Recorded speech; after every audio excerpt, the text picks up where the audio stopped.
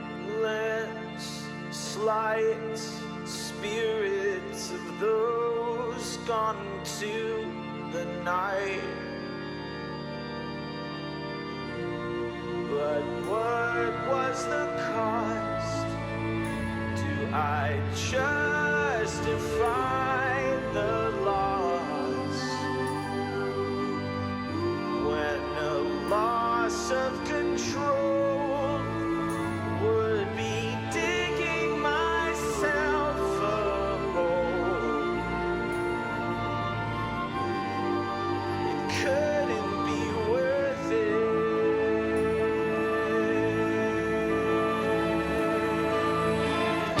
I'm a killer, I'm a killer, I'm a killer, but I've been killing myself all along.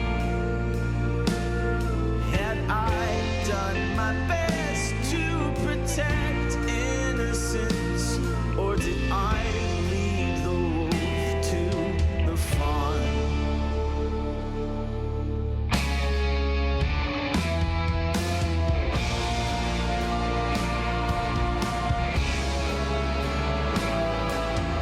Watch your words, keep them from bothering the herd,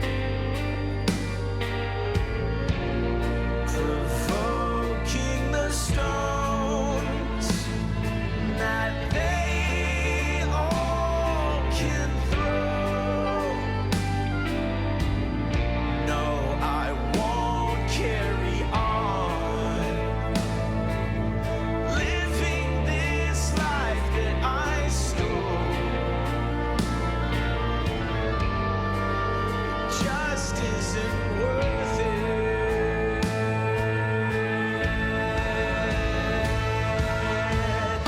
I'm a killer, I'm a killer, I'm a killer, but I've been killing myself all along,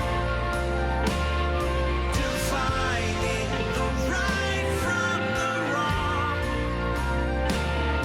Had I done my best to protect innocence, or was something more wicked in store?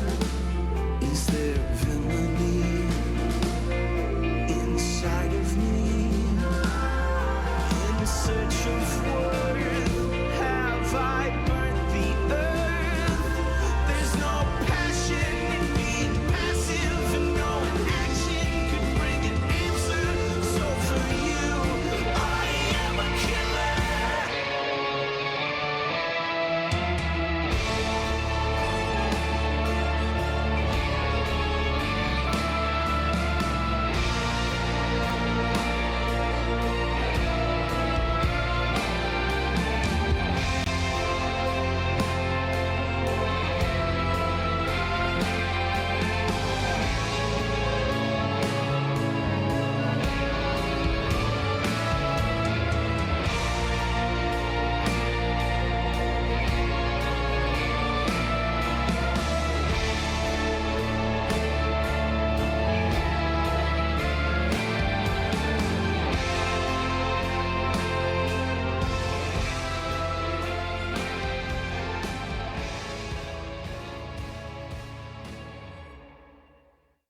Hello, crooked fake smile behind those cold hard eyes. Blackness of the dead, seas are forming red, waiting to condescend. And I try to open wide each step I take, denied, scolded in the breath, a fleeting phrase offends, piercing my heart again and again. Take what you have and run. Watch as I come undone.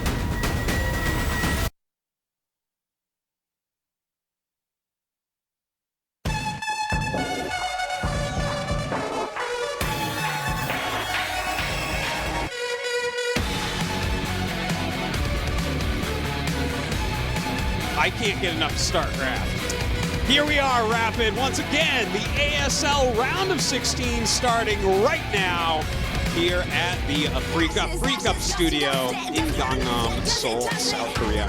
Which is not where you've been all day. No. Civilizations have like risen and fallen since you started casting this morning, Artosis. Yes, indeed they have. At least if they are fruit fly civilizations. Now I've been up doing IEM for the past 5 days, which I left to right after our ASL cast, and now I've returned to an ASL cast on my way home back to my apartment. So here we are, guys. It's a round of 16. Very exciting stuff. One thing that's not returned is our table. We do not have a shaky little table here. Now it's just two really cool people standing next to each other in front of a packed out GSL audience. It's packed here today, yeah. ASL. It's the GSL studios, but That's ASL's here. There's tons of different people here, too, including some of the wonderful people that we got a chance to see down at IEM. Yeah, Roddy came by. He's in the audience. Having his first Korean but now it's a studio Rodians. A Rodians, wow. Been holding on to that one for a while.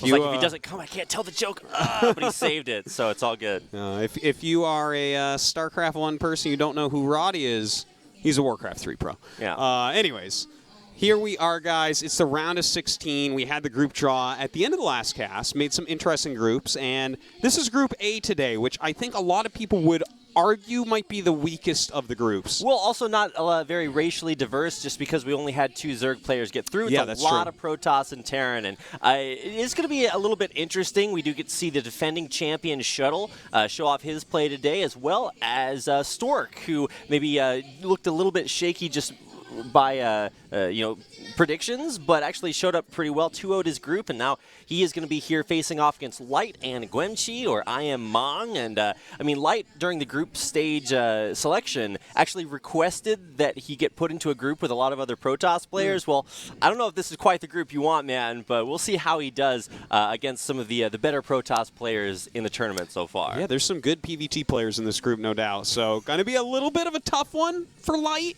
I don't know if I'm really favoring him to really get out of this group. Like, I think he can. I think that I Am Mong or Gyumchi is the deadest nerd. I don't think he's getting out of this group. I don't think there's a chance in hell that this guy is going to make it out. But stranger things have happened, Artosis. There have been very bizarre things that have occurred. That is true. It's true. Both of us are alive and on television. How did that happen? Oh, my God. Well, it was this funny thing. You know, there's the Big Bang, and then, like, somehow the universe rearranged everything into, it's crazy. How does it work? In fact, so much you can't explain this stuff. You can't explain that. You can't. It's crazy. It's magic. And just like that magic, in the groups, the top 4 players, one of them in each group. Yeah, it's explain that. I don't know, man. You're like, well, the players picked them, and no one stacked it like that. I'm like, shut up. No! You can't explain that.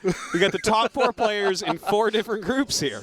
Yeah, so everything's really spread out. All of the top 4, Taekbang, Lee Song, TBLS, all made it through to the round of 16. So it's more stacked than ever. And here are your groups. As you can see, we're doing Group A today, and we'll be following up with another day tomorrow, and then of course, Sunday and Tuesday of next, or not tomorrow, it's on Tuesday. Yes. And then Sunday and Tuesday of next week as well. So Iwater or Shuttle, I Am Mong or Gwenchi, Light and Stork all play today. And then tomorrow we got the runner-up. It's Sharp, Mind, Jadong, and Best. And then another Zerg group next Sunday with Hero joining Bisu, Rush, and Last. And then finishing things off with C, a guy that we have not seen in quite a while with Flash, Movie, and Rain.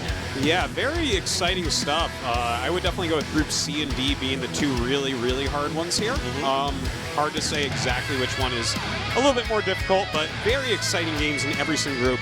Really interesting to note that Jadong grabbed Best up for his group. Because remember, he was really kind of like, oh, I played really crappy against Best. I actually want to play him again. Right. And I'm excited to see that because I do think he'll bring it. This guy has been talking about how he wants to hit Flash in the finals.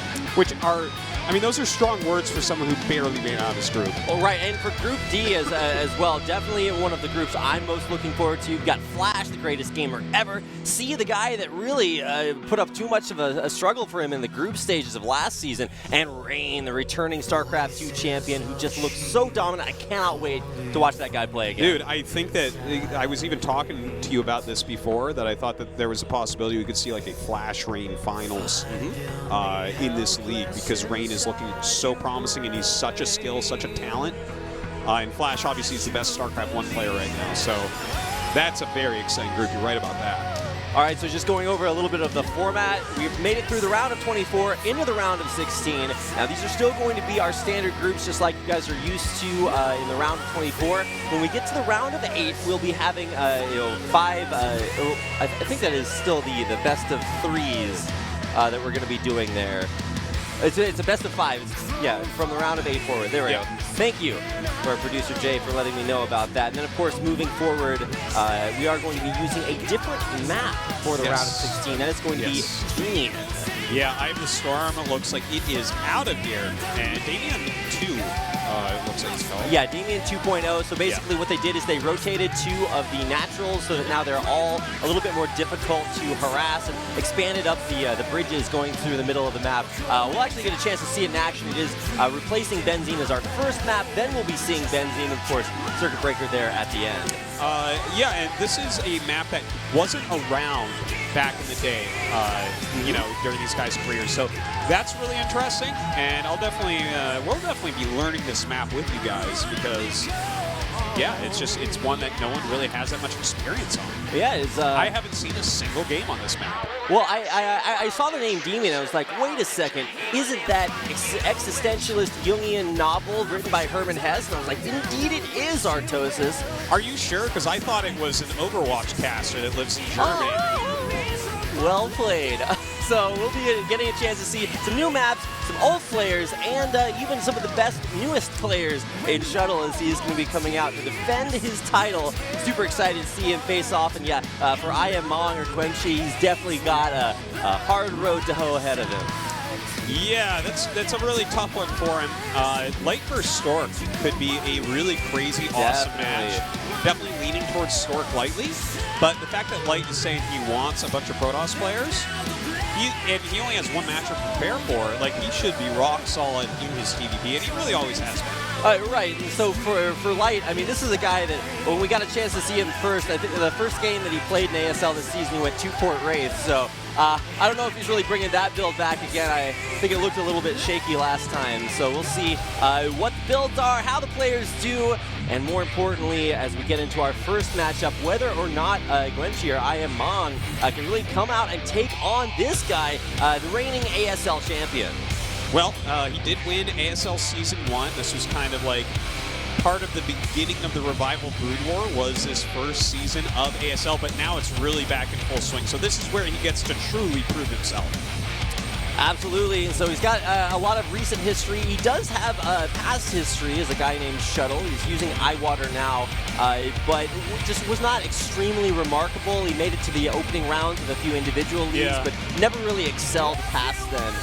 He did well in like one GOM TV tournament, and the truth be told, the GOM TV tournaments were by far the least important in Korea, and didn't even have all the pro gamers in them. So that result really doesn't count like a StarLeague does. So yeah, he wasn't that experienced, but he's very good right now, and definitely showed a lot of skill in specifically the Protoss vs. Terran matchup during the last season. Right, so he will be able to play that versus Light if that's the way the cards do stack up. The biggest thing that's most interesting to me is that we haven't gotten a chance to see him play since those finals. Now, he does stream on AfreecaTV almost every night, so you can watch him there, but we really just have not seen what his playstyle looks like in quite a while. And for I Am Mong or Gwenchi, we've seen him play very recently, just as early as the group stages, and he actually looks pretty good. Except for when he goes up against early game cheeses. I was watching his stream a couple nights ago, and he lost like 6 games in a row versus that. So I don't know if he's got to shore that one up, but certainly it looks pretty solid, but just not up to quite the tier of the rest of the players in the group. Yeah, I would generally tend towards that. I don't expect him to do quite as well. Truth be told, in the Golden Days, he was actually better than Iwater was, but quite a bit below Store and definitely below Light. It's all about playing the long game, Artosis. It is indeed. Honing in for that ASL. And maybe this is Shuttle's a time to advance once again and kind of reclaim his throne. He's going to have to do it against Iwater, or against I Am Mong now. Tonight, and yeah, this is just the first day of 4 amazing days of Brood War here at the ASL. If you guys are in Seoul, South Korea and want to come down to watch this, well, you're going to have to pull up a chair because there are not a whole lot left.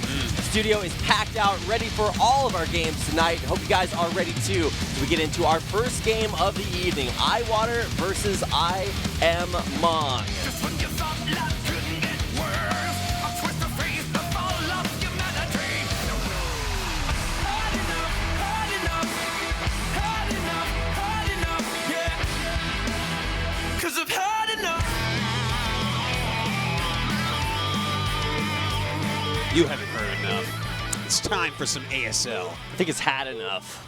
Really? I definitely haven't had enough either, so Are you it's sure all it's had good. enough and not heard I am enough? actually positive. Get the Why are you so smart? Why do you know everything? Well, I generally just use my ears, man. So let's go ahead and get into our new map, Demian.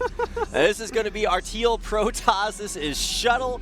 He's going to be spawning down at the lower left-hand side. Up on the other side are, also Teal Protoss. Wait a second. Oh, well, that's I Am Mong. Orange is the Okay. bottom left. What looked teal to It's be okay, yeah, no, Artosis. it's really funny because there's already colors on the Nexus, so it can be a little bit tricky like that. But you got to know which highlights you're Our looking player at. with the yellow-colored Nexus. Well, okay, Yeah. see? Yeah, no, there's There you're is definitely right. teal on You're- there. You're absolutely right about that. Okay.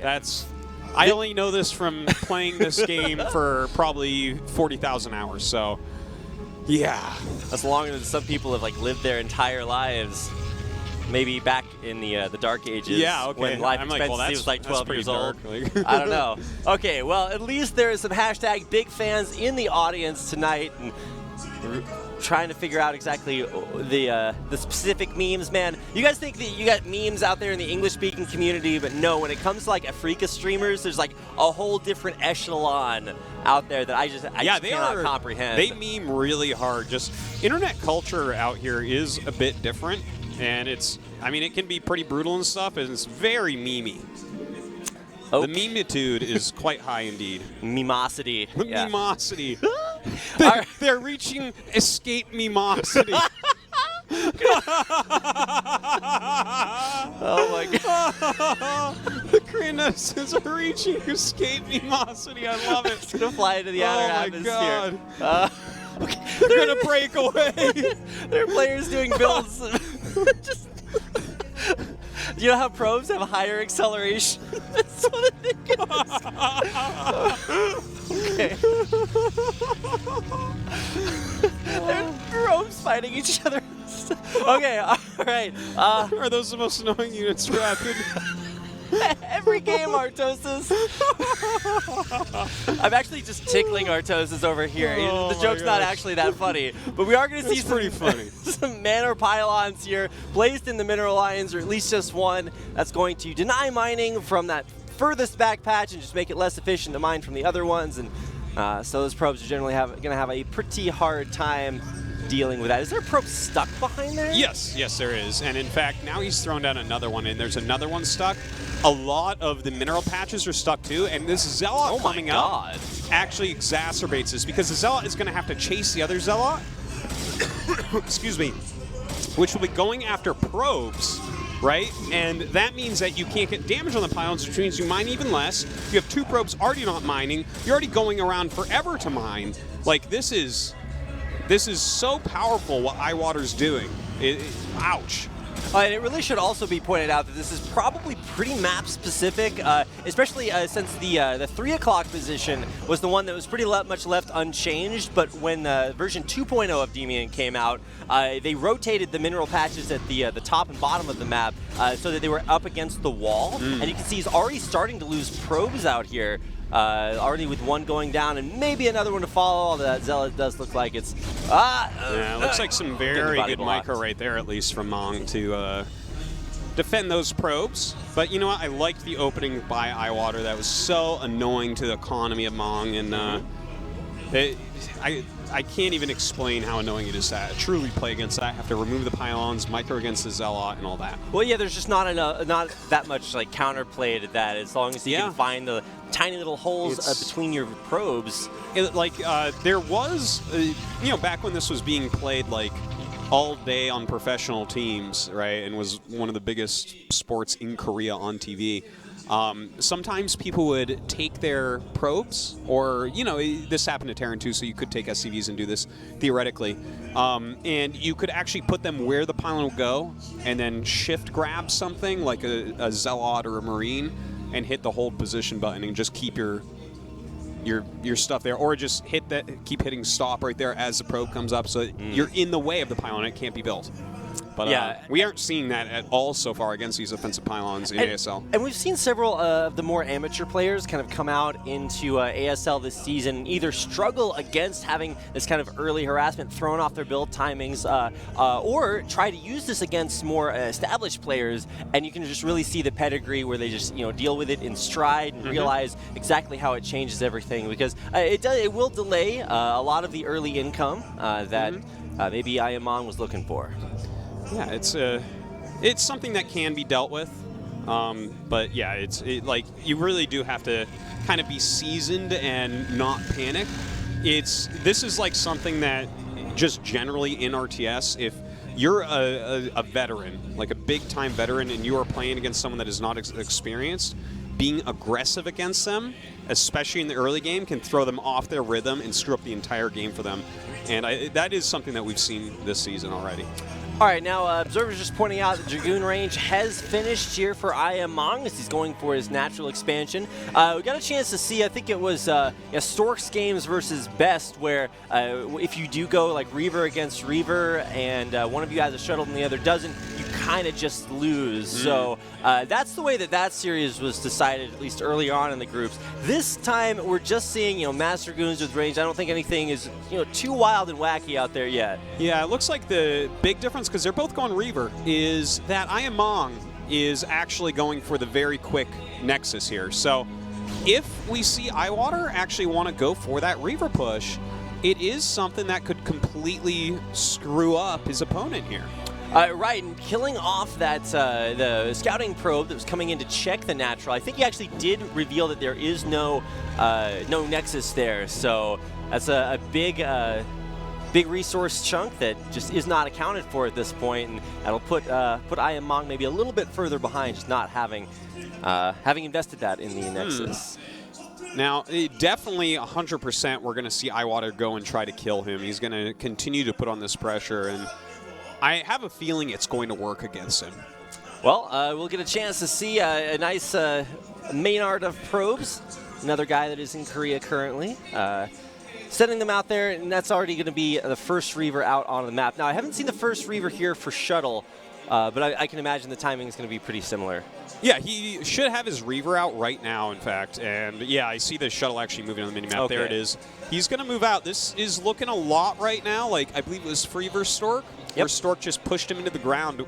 But there could be a Shuttle coming out pretty quickly here for Ayamong, and if he has that, he very well might be able to hold. Oh yeah, I think I said it was Best earlier. Yeah, it was Free. So trying to get that hold on. He is in a very defensive position off to the side, but see this Shuttle dropping the Reaver, looking for those Scarab hits. There it is, and wisely backing up before that first Scarab can go off. Oh wow, he actually went for a second Reaver instead of a Shuttle here, so that's kind of interesting. He has a lot of firepower because of that, but this set of Dragoons actually pushing half of his army away. Well, we also just saw how effective a Shuttle is when it comes to Reaver versus Reaver battles. The Scarabs just don't hit it, so it could be a kind of a liability. Yeah, no, that's true. Like, if he can target the Reaver with the two Reavers with his Reaver, that's gigantic. Like, 2 hits and bam, they're gone. But I like the way that Ayamong is trying to approach this. He's spread his units out so he can actually flank against a Reaver push, which is really strong. Reavers hate to be flanked. Well, here it comes in, the flank coming from the side. Scarabs Not really getting that big of a connection, but you can just see the concave of Dragoons coming down and pushing Eyewater back. Yeah, this was very good positional play coming out of Ayamong. I'm quite impressed with his move. At first I was like, oh, this is a mistake. He's kind of split up too much.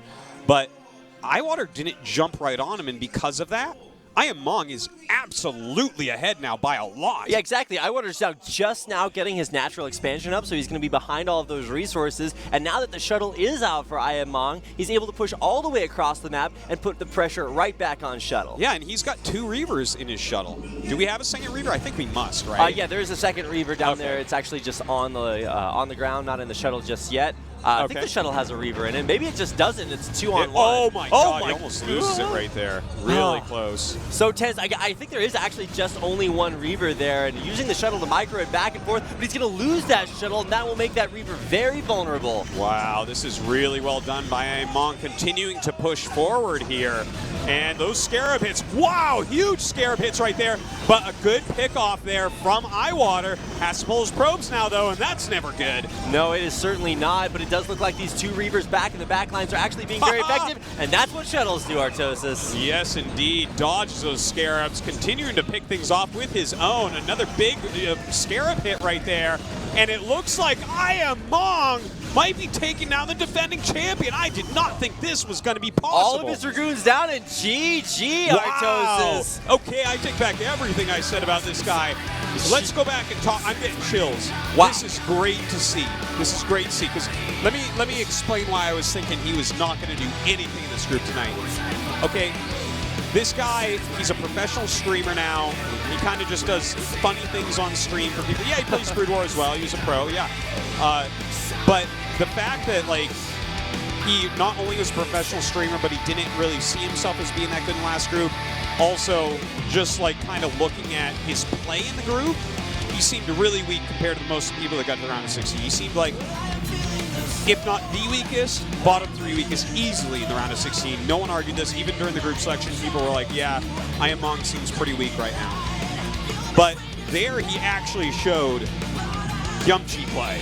That was like really good play. Like, I think he's actually really practicing now. I think he's taking this super seriously. Before I was like, oh, you know, he's just kind of doing it. He's a streamer now, but dude, that looked good. That was some good play. I mean, he had that the sick flank set up to defend against shuttles like Reaver push initially, and then the counter push was just so well executed. Not that great Reaver control either from Shuttle. He lost one very early on in that push and just didn't have enough units to counteract it. And to be honest as well, like, there was a moment he might have been able to push the natural, but he was a little bit slow on deciding what to do. Right. So.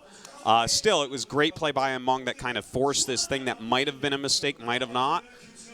All right, Ayamong advances that winner match, and our defending champion is in the loser match right now, not looking too hot. Well, next up, we actually get a chance to see Light versus Stork, and that is going to be super, super sick. So really looking forward to getting a chance to see our only Terran player against the race that he chose to be against in this group. So we'll see if that was a good choice, Artosis. Okay, guys, we're going to go to a quick commercial break.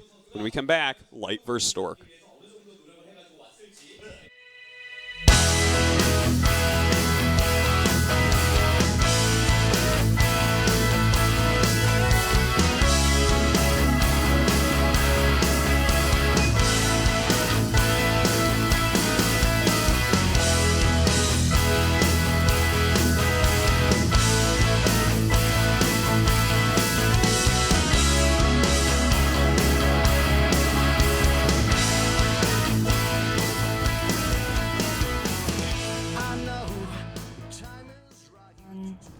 영화 속 이야기도 누군가의 막연한 상상도 아니야. 누구도 기가를 본 적은 없지만 이미 기가 속에서 살아가고 있어. 이곳의 사람들은 감염병을 두려워하지 않아. 빅데이터로 병이 퍼지는 걸 막아주니까. 재난에 절망하는 사람도 없어. 어떤 상황에도 안전통신망이 세상과 연결해주니까.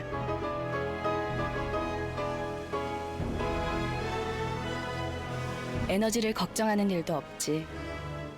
복합 에너지 운영 시스템이 알아서 관리해주거든. 이것이 KT 네트워크의 힘. 미래는 기가로 이미 시작된 거야. KT.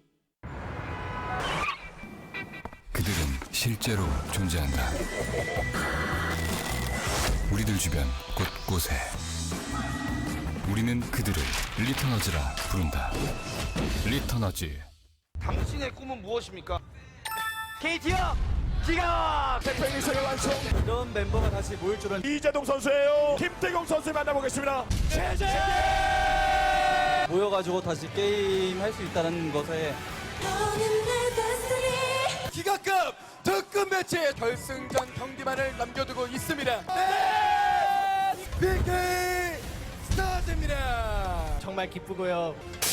KT업 기가. 세상이 미래를 상상할 때 우린 미래를 만들고 있어.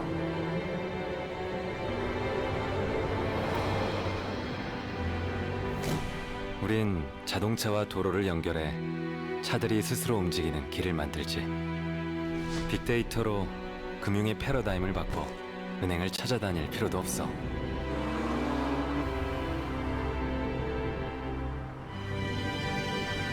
그래, 미래는 멀리 있지 않아. 우린 글로벌 기업들과 힘을 합쳐 5G의 세계적인 기준을 만들고 있고 누구보다 먼저 평창에서 5G 세상을 만나게 해줄 거야. 이것이 KT 네트워크의 힘. 미래는 기가로 이미 시작된 거야. KT.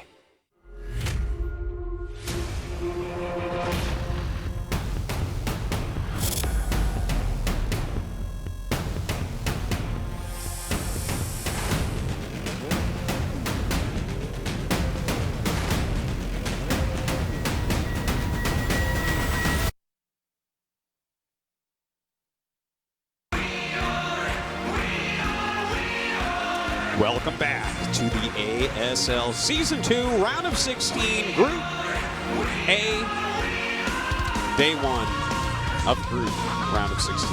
Yes, something like that. Anyways, Artosis and Rapid here once again, and we just saw the defending champion Highwater go down to Iamong. Iamong played so much better than he did in last round. He just seemed unfazed. He had those mana pylons in his mineral line. You're just like, oh, well, is it going to throw him off? Yeah, No. yeah, right. He just reacted perfectly. Great defense and was able to bring it out in the end. And now we get to move on to our second two players. This is Light, who definitely did have his day back in the early stages of, well, not early stages of Brood War, right around the middle, around like 2007 and 8. And, you know, he was a solid player, but never really sort of achieved as much as the guy that he's going up against to be facing off tonight against Stork. Yeah, he was an underrated and underloved Terran. Always was one of the best Terrans. Never really got what he deserved out of it, I think, for the level of a pro gamer that he was. But he looked quite nice in the round of 24. This is going to be tough, though, because he is going up against a literal god, Rassels. Yeah, budget tasteless here. Budget tasteless. Oh! Normally Tasteless make a joke like he would be like cherry tasteless or vanilla tasteless or something. Vanilla tasteless works I better. just took But Tasteless's beard off and like put it on my budget head. tasteless. So yeah, there we go. when you want tasteless, but But I'm like consignment tasteless. You gotta finish paying me off before you get the real thing. we have tasteless on layaway for ASL, and we're using little Rassels over here to cast for him for a bit. But yeah, man, Stork. Yeah, little superhero, the Silver Surfer. Lots of finals coming his way, and a lot of times they didn't quite go his way. But he's back here in ASL. He changed his name from Samsung Stork to SC Stork, so just bringing back the StarCraft and actually looking pretty good. 2-0'd his group, and now he's back to show what he has against Light. Yeah, he looked really, really strong in his group, which is great to see because he looked quite weak at the Giga Legends match down in Busan. Yeah, had like 3 weeks to practice after that and just looked super solid in the groups. Well, these guys, they turn around really fast. Even Iamong, the amount of his improvement was insane from the round of 24 to this, and that was only like a couple weeks ago that he played. So, yeah, it's a lot of things can change very quickly with these old pros as they come reacquainted with the game a little bit more. All right, well, this is We both coughed at the same time, so let's actually go ahead. We're getting our Archon on. That is true. We've synced up our coughing, our casting, and everything else is good to go. So let's get ready for Light versus Stork in our second game of the night. Our only Terran player in Group A, struggling against one of the greatest players to ever play Protoss of all time. Light versus Stork starts right now.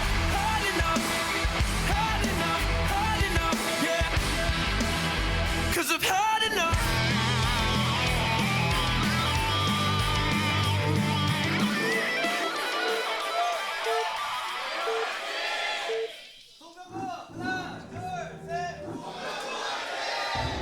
Crowd really loud over these two. Moo how. purple Terran. It's like, I'm just thinking of how funny that idea, moo.how. And then Stork in the bottom left. Because it's like how do you moo? I'm like, well, I mean, vocal cords, right? If you already said moo, you already know how to do it. Yeah. It's, what is that, automatopoeia? If you want to pronounce it that way, sure. How do you pronounce it? I don't know. It's like tomato, I guess. Yeah? If you want to pronounce those that way. I call it tomato. No. Okay, well, this is the teal. Tomano? What? I don't know. I also don't know what that says. It probably says, oh, it's Is that a an AfreecaTV wand? it's like a lightsaber, man. Oh my God. I want an Mr. Africa Che's a Jedi. I want to be an Africa Jedi. What? He's been using the Force to get nerds in the studio this entire time. Speaking of which, yeah, he's reviving StarCraft 1 through the Force. He's got that much power. Oh my God. Mr. Che has the most midichlorians of all. It's like MMR, but better. Yeah. Okay, so At least in your placement matches, you don't lose like 80 midichlorians every loss, right? You just like feel your Force powers like dripping away. It's like, no, one more ladder game and I'm going to be a muggle. Speaking of which, did you know that the movie doesn't come out here till the 28th? I am so disappointed, man. I see all those people on Twitter tweet about how great it is. Yeah, well, they can shut up because they don't even know because we haven't seen it yet. But spoilers are the path to the dark side, Artosis. They truly are. You spoil things to me, you're done forever. But no, here's the cool part, right? Because it's like, if it is really so great, they're going to be so jealous when we see it and we tweet because we saw it for the first time. It's not because we're being lazy. No, we'll get to live it for the first time. Oh my God. He's watching, so in case you guys didn't know, you could actually watch a bunch of different viewpoints. Wait a minute. You can see first-person VODs of all of the players playing. On Africa. On Africa. You gotta be kidding me. That is so sick. Yeah, is that not the sickest? That is sicker than I was at IU. Holy crap. It's pretty sick. That's so cool. Yeah, so you know I would have given everything that you could even imagine. Yeah, so just to put context to They're that. like, Artosis, we'll give you this app back in the 2000s, but you can never see or speak to your family again. They would look down, the paper is already signed, and I'm gone.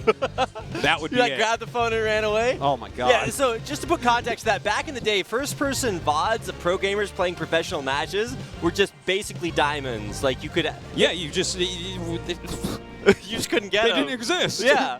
So nowadays, the fact that you can just go to whatever app store you want and download an Africa app that will let you see all kinds of craziness like that is just ludicrously hilarious. You can probably do it on the website too, I'd imagine. Well, and if you just put it in context, I don't know how technology works, but I think that's how it works, right? Well, when you look back at the history of Brood War, even back around 2005 and 6, if you could have given Artosis first-person VODs of every professional game, he'd be the next Guillaume.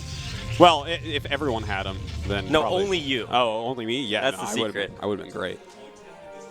You were great, Artosis. Thanks. You're too nice. Until you played. Never mind. All right, I wasn't going to trigger him too hard. So let's actually go focus back on the map because now we don't have the same race we're playing in a against TVP. each other. That is true.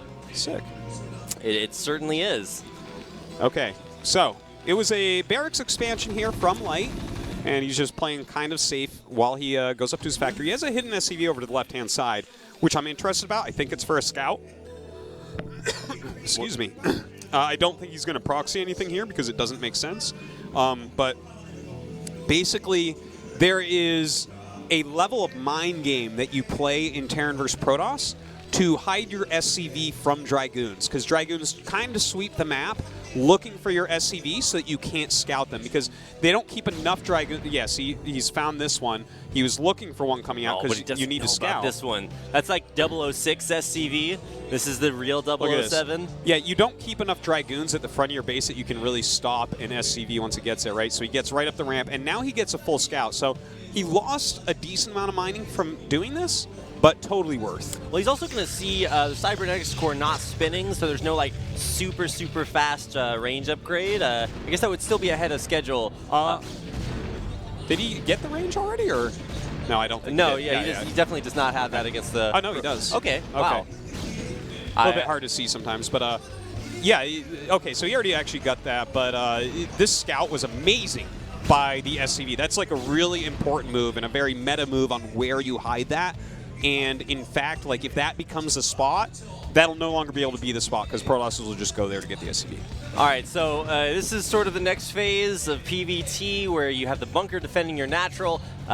Range upgrade comes on for Dragoons. You have more and more Dragoons try to kill the bunker, while more and more SCVs have to repair it. It's just taking a few minerals away from the Terran, but should be able to get pushed out as soon as either tanks come out or yeah, and there it is, the first tank popping out right now. Yeah, and he is getting siege mode because of the build that he's done here. You've got to be careful about builds like this that Stork is doing. This is something I've talked about so much. Oh my God, he's going to go over there. I think that's going to be carriers. Yep. But this is something I've talked about a lot, is that if you go for any builds like this is why this build wasn't popular back in the Prime and Brood War, because it builds like what Stork is doing here. But he has the tank with siege mode, so it's held. Yeah, immediately Stork forced to pull back, does not want to lose anything additionally to those tanks. Might could have like shifted the Dragoons off to the right-hand side a little bit and avoided some of that tank fire, because it would have taken a long time for the tank to reposition to hit all of those Dragoons. But even still, backs up, does not want to overextend and risk losing his Dragoons to any sort of push out off of that. But he does sort of hide them off to the right-hand side of the map. Yeah, this like hitting carrier tech is so cool. Like, and by cool I mean unbelievably frustrating for a Terran player, because Triple Stargate. there's just, he's not going to scout that.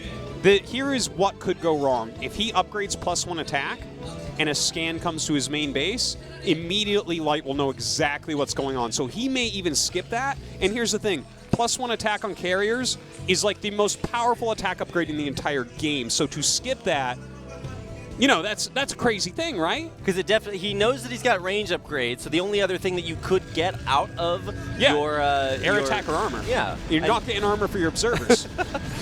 What if my observer can just penetrate the main because it can survive one more turret shot? Yeah, that's not how it works. So those are the sickest mind games you play right there. And at the same time, if you do get scanned, you don't have any Stargates, and you fake that upgrade, all of a sudden it totally throws your opponents off. Yeah.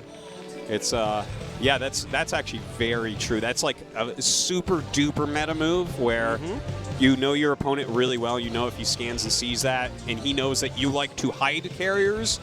You can do that and not hide carriers and just have a ground army and kill someone who made too many Goliaths. Build a second Cybernetics core just so that you can upgrade it in a different place. Okay, so there are some Goliaths in here, but I think those are just in lieu of turrets for the moment. I don't think he's going to make more than those 3. And if basically Stork is going to sit there till he gets 4 carriers, when he has 4 carriers, he is going to go and screw Light up. Because if you are not already killing Stork, or you're not already ahead of Stork and he has 4 carriers and you haven't really gone into Goliath production, you're going to be screwed. That's true. Yeah, 3 Goliaths versus 4 carriers are like the crying toddler on a plane in a world without morals. It just doesn't stand a chance. Oh, that's sad. I have a toddler that goes on planes and cries. Oh, you're one of those. Yeah, but at least you're the good parent that feels bad about that, instead of the one that just reads a novel right beside it and see what's well, going my on. wife is at least. Oh, okay. Right. Well, good defense by Stork here, by the way. Just kind of sealing everything up. He's walled off a bunch of areas with pylons. He is actually just still on 2 bases, but Light doesn't know that 100%. This looks more like a normal play that Stork is doing, not a 2-base carrier. And 2-base carrier is pretty cheesy.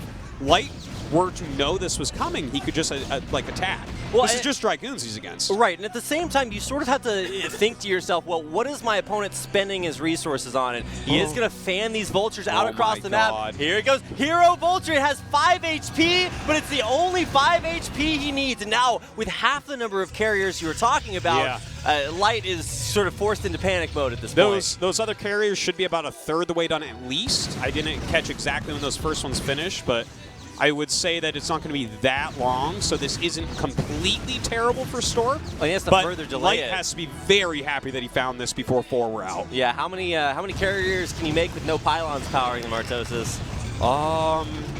Probably, none. Oh, wow. Yeah, None at all. It looks like that is the correct answer. And, of course, thankfully, Vultures cannot shoot up, and so that will at least delay that a little bit. Great target fire on the mine to keep it from hitting any of those Dragoons. And here comes out a sneaky, sneaky dropship. If he can kill a bunch of probes, like, he knows that this is a 2-base carrier now, which means you don't have much economy. So killing any probes here is really amazing. Right, and he even has to hold one of the carriers back because there's only one more pylon powering those gateways. And here comes a couple of Vultures dropped into the main base. You're right behind the middle lines and start killing off those probes. Okay, it looks like about 4 carriers are out right now. No legs for the Zealots yet. And, like, this is very annoying for Stork. He doesn't really have that much. And now that he's being pulled apart a little bit by these Vultures, notice how active Life got the moment that he saw the carriers. And just look at all of those Goliaths, more than enough to stop these low carrier numbers. But the carriers aren't even going to be fighting the main army for right now. They're trying to loop around the map and start to pick off these expansions. Wow, I have to say that's just shocking he was making that there. That is absolutely shocking. That's in between the carriers in his base. Well, I wonder what path the carriers like the amount that I'm surprised that he was making that third there. Ooh, it's a lot. Now, this is actually going to be a very key defense because there's just not that many forces back at home for Stork. When you go 2-base carriers, that's where all your money is. So that's a pretty strong push here from Light, who looks like in lieu of keeping his army at home to stop carriers, he's actually just going in to put pressure on the natural. What you do here is you just make nothing but Goliaths at home, basically. And what I feel like he should be doing, I don't like how he's kind of like right-clicking on carriers right now, because then every Goliath gets picked off one at a time. He should be attack-moving interceptors and keeping them out of range till he has enough to walk up and start killing carriers. Well, so now he's just going to focus on killing every bit of anti-air back at home, and once all of that's dead, I mean, you can't mass-produce Goliaths quite that quickly. He does have more coming out. I mean, that's quite a few carriers. Now, this push up in the main, if Stork can hold this might just give him the game. Yeah, he's definitely not going to hold on against this push. Like, he does have another base. He does have another Nexus building over near the carriers. The carriers have to do everything. And picking off that armory is a great start. Yeah, it means that we're not going to see any Charon boosters for the Goliaths. No more upgrades coming their way. And with not actually that many Goliaths left back at home, these carriers could really give Stork this game. Yeah, there is a possibility. He has a lot of carriers right now. This is a very dangerous situation. I don't think that Light he's not microing at home is the thing. Like, okay, now he's right-clicking a carrier, but you've got to build up to like a critical mass so you can actually start sniping some of these, and he hasn't done that. There's not even enough Goliaths over across the map. Stork, I think, is still going to take this. Yeah, I mean, you get what you pay for. When interceptors cost money, they tend to do a little bit more, Artosis. Yeah, and these carriers, you can micro them like crazy. Very hard to keep to kill these off. So, and he's right over the top of the production facility. His Light just can't make more units right now. And I'm sure he's going to devastate the main base, which is pretty much all taken out. But there's a third down at the 6 o'clock and another natural right, you said, by the carriers. Yeah, these carriers doing way, way too much. Some SCVs trying to run out of here. The thing is, there's not anti-air. There's not enough anti-air to stop the carriers. Carriers kill stuff up here and then fly back to a Nexus, and the game is Storks. Yeah, I mean, sometimes the more things change, the more they stay the same, Artosis. And for our good buddy Light, he's going to be wishing he were L right now. It's not the character he wants. That was a sick Death Note reference. Yes, no, I saw that. Oh, okay. It's the one anime Artosis has ever watched. I used to watch a lot of anime, actually. Well, I wouldn't really admit that on TV, but, you know. People know, man. I cast video games for a living. Come on. What a nerd. All right, so the ride of the Valkyries will not actually last. Okay, there aren't Valkyries. There's going to be a metaphor, and then I'm like, wait, no, there's a unit called that, so it doesn't work. But anyway, the barracks, the mass exodus, the factories all flying away. The observer Not right gonna now work. is pointing out the 2 observers. Our observer pointing out 2 observers because we saw starports being made. The one chance that Light might think he has is Cloaked Wraith. We don't know exactly what his bank is like right now, but like if you can get some Cloaked Wraiths, maybe you could take out the carriers. It's not going to happen though because there are 2 obs. Yeah, he did go 2-port Cloaked Wraiths in the first game we saw from him in ASL this season. So maybe just kind of remembering that, thinking, hey, what's the one way I could lose this game? Yeah, that is about it. Well, the carrier's just going to whittle everything down, and Light will eventually figure out that this is 100% impossible. We may see him end up staying until the Cloaked Wraiths go in and die, just because he has no way of knowing if there's observers. But you have to test it, because if there are not observers, like you get 4 Cloaked Wraiths and you can kill all these. Well, currently the carriers are the ones killing all of everything else. So, like you said, until those Cloaked Wraiths come out, first of all, he's just not going to have that many Cloaked Wraiths in the first place. They're pretty expensive to get, and with no economy, he just can't really afford that. Yeah, no, he's making 2 at a time right now. So, and the thing is, like, with the energy they'll have 2 at a time, like even 4, you have to like wait for full energy to even have a chance to kill these things off. What if he builds those starports with reactors, Artosis? He can get twice as many rays out. Oh my gosh, what a great idea. They don't have that technology yet. It took them about 18 years to figure reactors out. Yeah, I mean, well, you know, with how much quicker technology goes forward in the future, you know, it's like exponential growth. So yeah, what is that? There's a concept for like the doubling at the rate which circuits grow smaller. Yeah. It's Somebody knows that out there. Yeah. This is where we get to the interactive part of the broadcast, where you guys tweeted us everything that we don't know, which happens anyway, but just in case you guys didn't know, this is ushering in the end of the game. The last few ground forces will be taken out here for Light. He has nothing but this Cloaked Wraith Hail Mary that most likely just is not going to work. Yeah, like 100% won't. He has 2 obs, so like there's no actual detection for Light to snipe the obs. If he still had like a couple bases that had scans, there would be some sort of chance, but he doesn't. Like I think the Academy might even be dead. I'm not 100% on that, but for sure his SV count's so low that he's like really focusing on making. Yeah, he's gonna actually find the last surviving base here. Yeah, most likely will not find the starports unless he goes all the way around the map. But I mean, it's a worker genocide down there. It's not. No, definitely a lot of workers left behind. There we go. GG coming out. Muhao, or is it? Yeah, it's Muhao. He's gonna get out of there. Stork comes out with a sick 2-base carrier build and takes his first map this round of 16. Yeah, it was looking a little bit risky for a moment there for him, but Light was really mismanaging. It seems like he was focusing more on the attack, which had no resistance, and less on building a big enough group of Goliaths to keep the carriers back. He like kind of let them attack, move in. There was 4 at the front, right? So he's making 4 to 5 at a time. And what you have to do is you stand as far away back, like with Goliath range plus what interceptor range is from the carriers, you can hit interceptors and have them not hit you. And just build up the Goliath growth like that, right? And if the carriers are walking forward, you walk back. And if you're really careful about utilizing your Goliaths while they pop out against a build like that, you can build up a big enough number that you can actually threaten them. But when you're fighting like 4 Goliaths at a time, the carriers will just stomp them all the time. You really need to get up, 8 and then 12 and get up to these numbers that are scary. But Light kind of neglected that and was just right-clicking on carriers. It's like, well, if you right-click 3 Goliaths on one of 4 carriers, nothing happens. It's going to take a while. Well, you're going to make it yellow? Sick. Now what?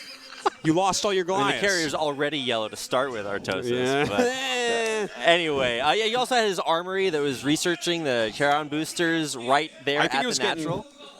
I think he was getting +1 armor maybe, because he had +2 attack, and Charon boosters is from Machine Shop. That is very true. All right, so that's okay. Getting that picked up. We all get 1. That's right. And that's going to do it. So I think Stork having won every single one of his first games in ASL this season with carriers, so always nice to see some consistency there, able to get out of the group. Guys, we're going to go to a quick commercial break. When we come back, the winner match.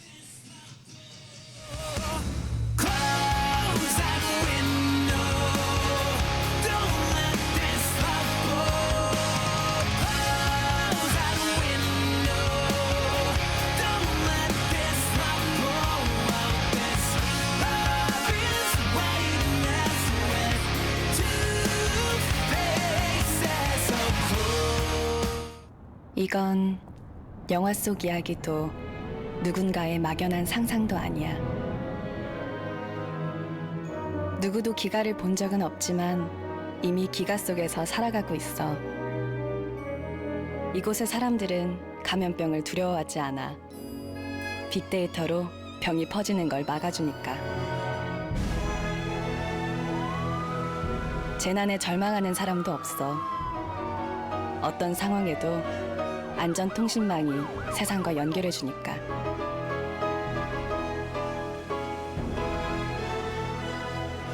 에너지를 걱정하는 일도 없지. 복합 에너지 운영 시스템이 알아서 관리해주거든. 이것이 KT 네트워크의 힘. 미래는 기가로 이미 시작된 거야. KT. 그들은 실제로 존재한다. 우리들 주변 곳곳에. 우리는 그들을 리터너즈라 부른다. 리터너즈.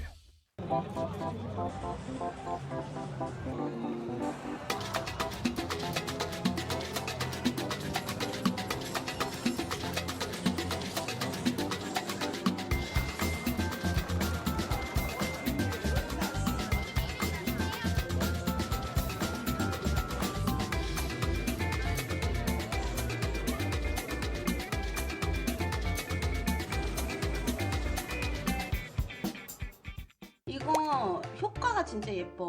이건 동영상으로 찍어야 돼. 짱 귀여워. 아 이거 조명 없어도 예쁘게 나와요. 이거 스노우웹 진짜 대박이야. 아 텍스트도 쓸 수 있네. 아 이렇게 쓸 수 있구나. 단체로 이렇게 고양이가 그려져. 이렇게. 저것도 같이 와! 땡기지 마! 댄스 도와의 결선 무대를 시작하겠습니다.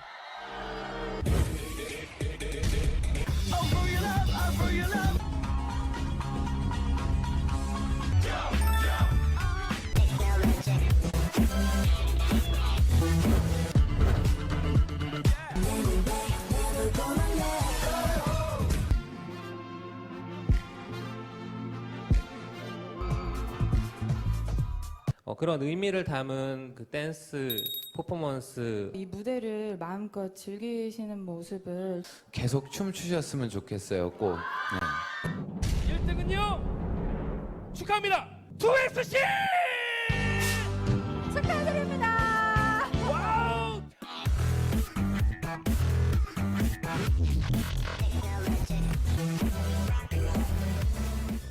누구 모바일이야 이게? 야 꿀잼! 와 로드 모바일 고객님 정말로 재밌어 보이네요. 나이스 굿이죠? 저 이제 PVP 들어갈 거거든요. 자톨 왕국? 오케이 정찰 한번 갔다 올게요. 아 제가 한번 이겨보고 싶은데 솔직히 이런 식으로 정보가 좀 더 보이네요. 아 궁수가 세야 돼. 이 병력이 많아서 그런지 모르겠어. 보니까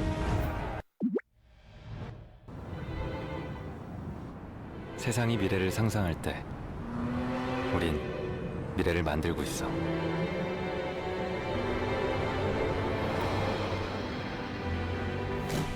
우린 자동차와 도로를 연결해 차들이 스스로 움직이는 길을 만들지. 빅데이터로 금융의 패러다임을 바꿔 은행을 찾아다닐 필요도 없어.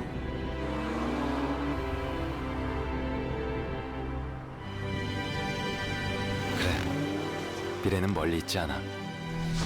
우린 글로벌 기업들과 힘을 합쳐 5G의 세계적인 기준을 만들고 있고 누구보다 먼저 평창에서 5G 세상을 만나게 해줄 거야. 이것이 KT 네트워크의 힘.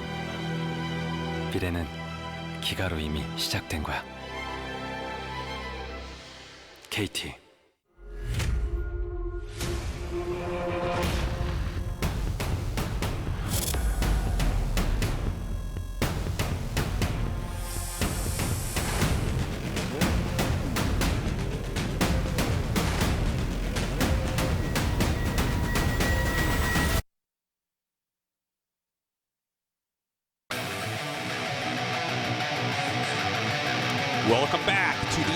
ASL.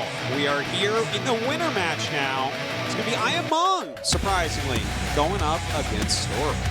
Yeah, Stork definitely has a very good chance of 2-0ing his group at this point, but I mean, I think he kind of underestimated Ayamong in game number 1, so very important to not do that here, and really should kind of give him a lot of credit for playing very, very solid in the matchup that now he's facing once again. Yeah, and especially based on how he played and the differences in these two people's skill and what Stork generally likes to do, looking at all this, I don't think we're going to see an expansion in quite a while. Yeah, definitely an investment that requires a lot to defend, especially against a player of Stork's caliber. Very, very adept at doing that. So probably not going to see any more mana pylons early on. If we do, then maybe that's just a fool me once, shame on me kind of thing. Or I guess twice. But either way, PvP, very interesting. We've already gotten to see one style of it. We'll see what Stork brings to the table. You know, I think it is going to be Reaver play. I think Ayamong is going to go Reaver play. I think there's going to be a lot of Reaver play. Well, I mean, you did say that PvP was one of the most like kind of figured out matchups. Yeah, it generally tends to be very kind of. It's somewhat rigid. There's not really that many openers. There are some cheeky things that you can do, but like in general, this build that we keep seeing them do, right? You open the Zealot, you go into Dragoon range rather quickly. You go into the Robo for an Observer, and then you either go Reaver with Shuttle or maybe Reaver expansion, that type of thing, and then later on into Legs and Storm and stuff. That is so safe. It beats kind of, you know. It just keeps you safe. If you from do it dying. just right, yeah, it's like hard for someone that's going DTs or something to truly kill that with any regularity. Yeah, you just really can't build enough scouts to catch the other guy off guard, Artosis, so. All right, well, this is going to take us into our third game of the night. Ayamong versus Stork coming up next, the ASL. So get out there, tell your friends. It's Ayamong versus Stork, tonight's ASL Season 2.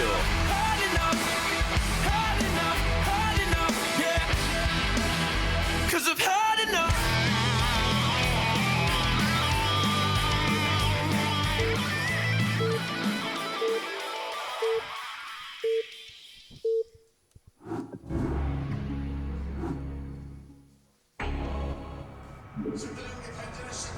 Mumong. All right, there he is, Ayamong, the purple Protoss player. And over here in the blue, this is Stork. Okay. So.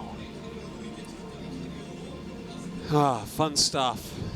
Kind of all memed out from our first game today. Yeah. So it's, I know it's been a much longer day for you, Artosis. So it has been a long day for me.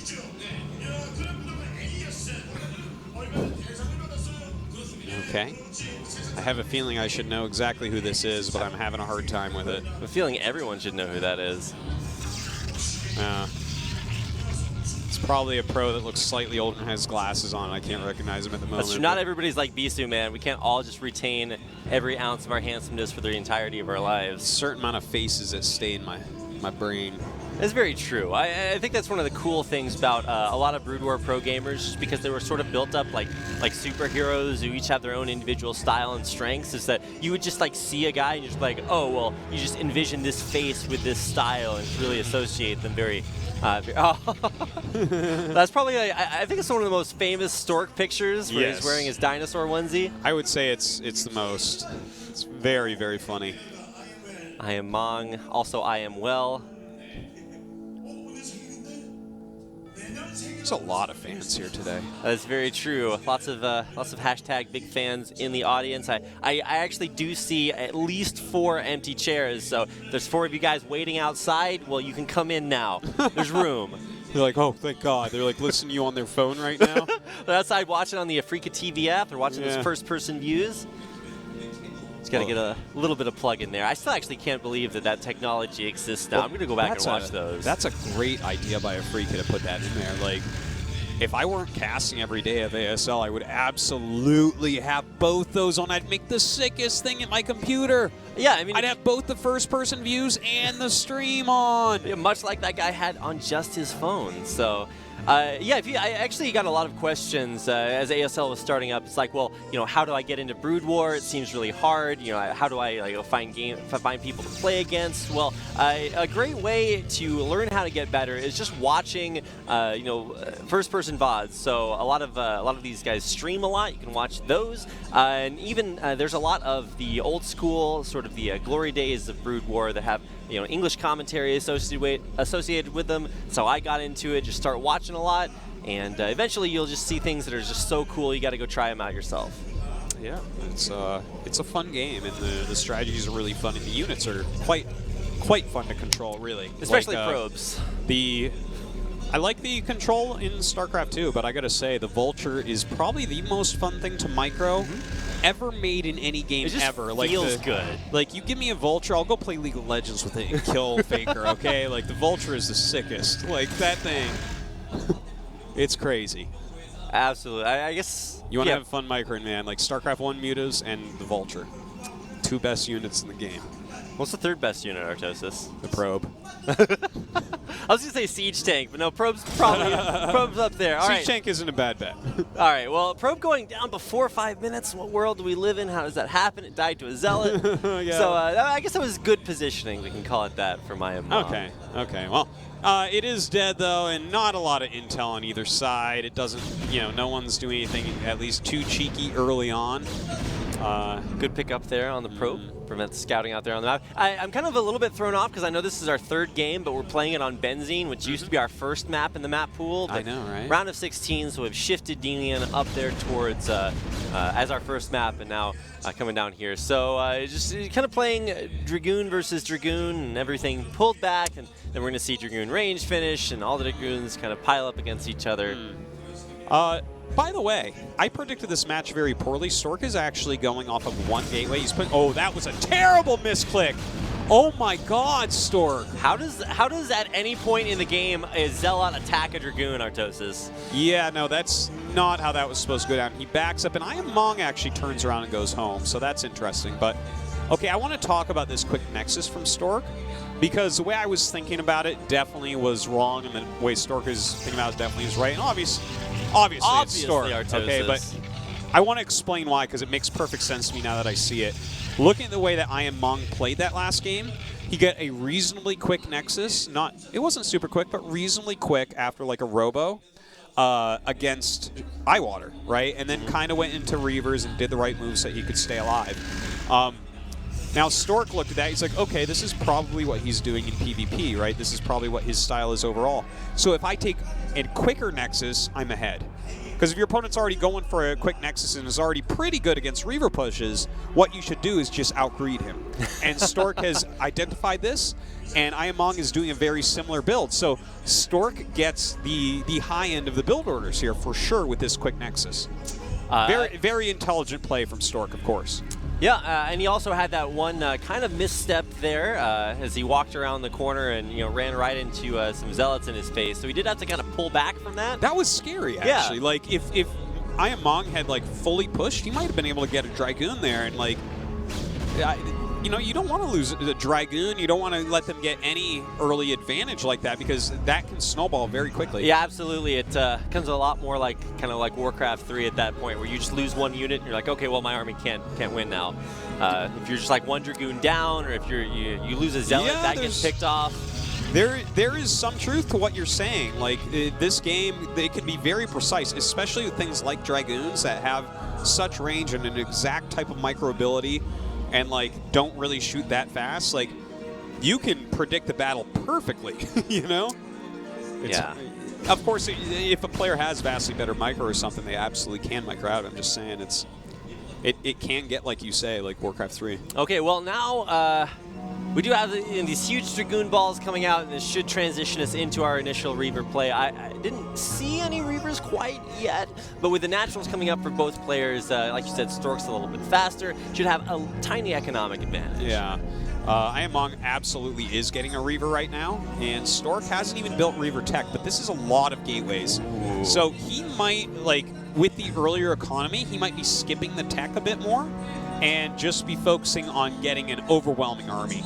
Oh, I gotta be careful though with those observers. It's like observer versus observer. Even though they can't kill each other, they can get each other killed. So kind of important to keep track of those and not lose them, because then you just can't quite scout your opponent's army quite as well. And Also important to keep track of now the shuttles with Reavers in them starting to come out on the map. Yeah, I am Mong moving across the map with his, but obviously Stork is going to have a significantly larger gateway army. So there is a possibility that he just busts over the bridge really, really fast and has so many more Dragoons that it's like, okay, yeah, you have a Reaver, but Dragoons fire a lot quicker and I can kill it. All right, so and that was one of the changes made to this. Okay, now we get a chance to see how good are your Scarabs. Absolutely terrible. Probably, yeah. Yeah, super terrible. One more shot! Oh my god, he got it! Are you kidding me? Are you kidding That's me? a Stork Dragoon right there, Artosis. Okay. Complete dud Scarab, garbage Scarab, into the last Dragoon shot, killing the shuttle with the Reaver. I am Mong, this poor guy. And now he's screwed because he doesn't have his Reaver and Stork has more units. Yeah, super tiny gateway army here, and just like he invested so much in all that tech that exploded. So you invest all of that into one Reaver drop, it goes the worst way possible. And now we get to see what a sad face looks like, Artosis. He doesn't even have a shuttle. He just has another Reaver because he lost a Reaver and a shuttle, and Robo build time is very finite. So, like, it's hard. If Stork tries to break through here, he can pick off the Reaver relatively quickly. Now, killing your opponent in brood work does take a lot, especially when you are doing it with Dragoons. No, if there's a concave, the Reaver behind, maybe a Zealot in front, how does Stork truly break in there? Well, one of the things that was changed about this 2.0 version or the most recent updated version of Benzene coming into this, I was thinking about Demi in our first map, is that a lot of the ramps going through the middle of the map are actually widened up a little bit, so that just definitely helps Dragoons because they're a little sticky. They're like those little Velcro balls. They kind of rub against each other and they get stuck. It was funny when you started talking, I was like, you know, in the latest, and I thought you were going to say, like, patch of StarCraft 1. I'm like, yeah, no, that patch thing from, like, 2000. 16 years ago. Year 2000? Like, yeah, I think it was like 16, 17 years ago. But yeah, something I want to mention is that Stork is going for a very different style that we haven't seen much here in the ASL. This did exist back in the day, though. You know, it's almost a little bit tempo-based. He's going, like, we've already talked about how a Psystorm later in the game can be really good. You throw down a Psystorm on a Reaver, even if the shuttle comes in, the shuttle's getting wrecked then. So Psystorm can be very good. Oh, no. And of course the speed lots as well. Second time's the charm. You gotta know there's a little bit of a thought in the back of I Am Mong's mind. You know, I ran my first shuttle in and tried to make it happen. It didn't work, and now he's got 2 Reavers in the shuttle and has to micro it very carefully. Yeah, now he is getting some value. The Reavers are still very good completely in PvP. Like, the whole game long you can use Reavers in this matchup, and they retain a lot of power. And with the speed shuttle, he shouldn't be losing it. Now, it might look a little bit like there was no punishment to losing that shuttle for I Am Mong, but he is still definitely behind. I didn't see any high Templar for him. He does have the Templar tech out. Yes. But because Storks are faster, they're going to have more energy, they're going to be able to storm more. That's going to make a big difference this next fight. Yeah, like, and that's going to be a way to actually kill Reavers, too. You throw a Psystorm down on them, like, that's kind of like forcing the hand. How far away are you going to run with these Reavers? If you're going to sit and fight, then he can end up wiping them if they try to get too many shots off. Now, I Am Mong is out on the map. He has taken that middle high ground there in the center of Benzene. So Stork rather favoring just going down. I think he had a faster third base up as well. So just kind of a little bit ahead on almost all fronts. And Mong just cannot find a way to make this second shuttle work. Yeah, he hasn't found too much damage yet. Just a couple units picked off. By the way, we saw I Am Mong clear an Observer that was up at that third base. And Stork did make a Dark Templar. You see him right there. This could just be mixed in. It can be very good to mix in a Dark Templar to your army. It does a lot of damage, so just kind of an interesting thing. If the Observer's out of place at all, it's just going to go to town. Oh, and there's always that opportunity where you have the big fight in the middle of the map and you just sneak 1 DT into your opponent's base. Maybe you lose the fight, but he loses all of his probes. So got to keep an eye onto those. They're very sneaky. That's why they are Dark Templar. Can't see them. It's like turning out the lights, right? Yeah. And you can also, there's also blind in this game, but that's the other way of making things dark and thereby that's mostly hilarious. invisible. Yeah, blind. But you'll the basically worst never see ability that. in the game.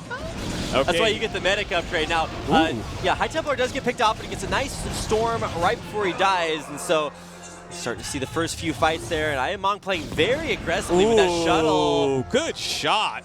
Also, I do want to mention Ayamong adding in Archons, very smart move. The Archons are going to do a lot to tank up Zealot damage, make them clump up as well. Ayamong is really playing so well, even after losing that first shuttle with the Reaver. It certainly is, but here comes in another big push here from Stork. Shuttle moving forward. It's going to get a nice side storm on the Reaver in the back. More right on top of Ayamong's units, and these storms are just too good. Yeah, a lot of damage being dealt, and in fact, a flank coming in from Stork as well. Finally, the shuttle does go down, having eaten so much of the Psy Storms, and at the end of this battle, Stork will end up being victorious. I certainly will, yeah. There's that Dark Templar just getting so much value, taking out several Zealots, and just being pushed back. Stork crushing that fight with the sickest storms. Look at this one Archon. Trying to get away. But yeah, this was...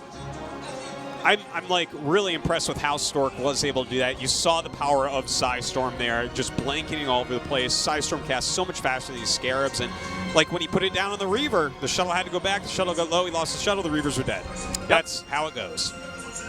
Yeah, that first High Templar, I think Ayamong was like trying to pick it off. Maybe it did die, but not before it got off that first storm. And then, you know, it's kind of monsoon season after that. A lot more storm coming his way. And now with Stork pushing out across the map, there are cannons and Archons defending this third base, but it's just not going to last that long. Yeah, Stork has a lot of units right now. Almost pure Zealots coming out of Ayamong, but these Archons are just going to make quick work of them. And Stork is looking poised to get first place into the round of 8. I mean, this is a guy, GG. Mong is out of there. Oh, Stork. I'm getting the sickest chills, Robert. For the second time, first place. What if our top 4 is Stork, Jaedong, Bisu, Flash? What world do we live in? The greatest timeline, Artosis. The craziest things that could ever occur. I love it. First, they all make it out of their round of 24 groups. Then they all make it into different groups in the round of 16. Then they all make it out of the round of 16. Oh my God! I don't even know, man. It's so wild. I do want to give a hand to Ayamong. He played really well. That was a good game. He lost that initial shuttle.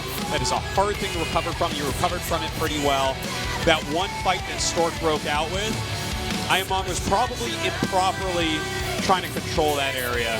Stork, especially with the flank from the top, that kind of screwed him up. The Psy Storms were good. But Ayamong is looking very strong tonight and upsets the balance of this group greatly. He very well might get out of this group. We're going to head into our player interview with Stork, saying congratulations. You're doing very well in this tournament, and you advanced in first place to the round of 8. 제 개인 방송을 보신 분들은 알겠지만 제가 진짜 승률이 20%도 안 나올 정도로 진짜 너무 실력이 안 되나 싶었거든요. So the fans that watched my stream must know that I only had about a less than 50% win rate in my practice. So I was kind of worried coming into today's matches, but I really practiced very hard. And winning the first match actually gave me a lot of momentum and a lot of confidence. So I was able to play much better in the winner's match. 너무 과감하게 가는데 이런 남자 아니었잖아요.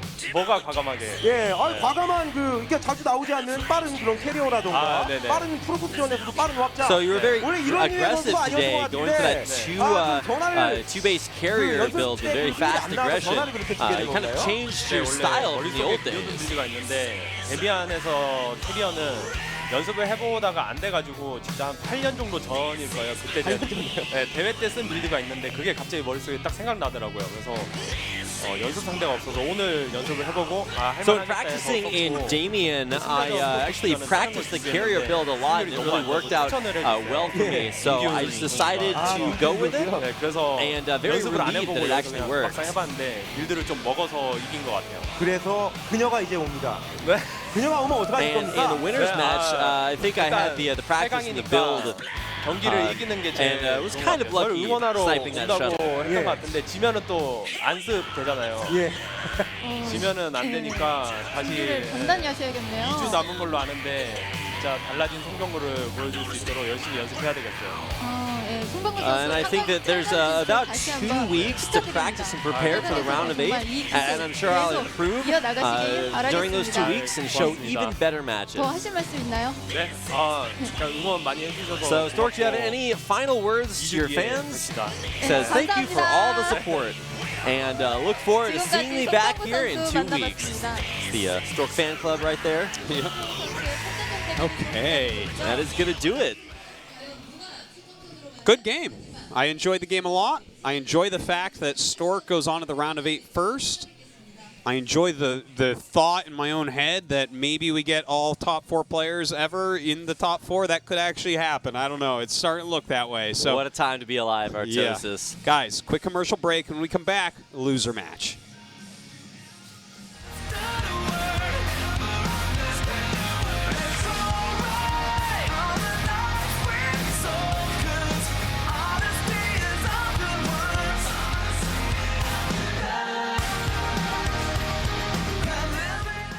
이건 영화 속 이야기도 누군가의 막연한 상상도 아니야. 누구도 기가를 본 적은 없지만 이미 기가 속에서 살아가고 있어. 이곳의 사람들은 감염병을 두려워하지 않아. 빅데이터로 병이 퍼지는 걸 막아주니까. 재난에 절망하는 사람도 없어. 어떤 상황에도 안전통신망이 세상과 연결해주니까.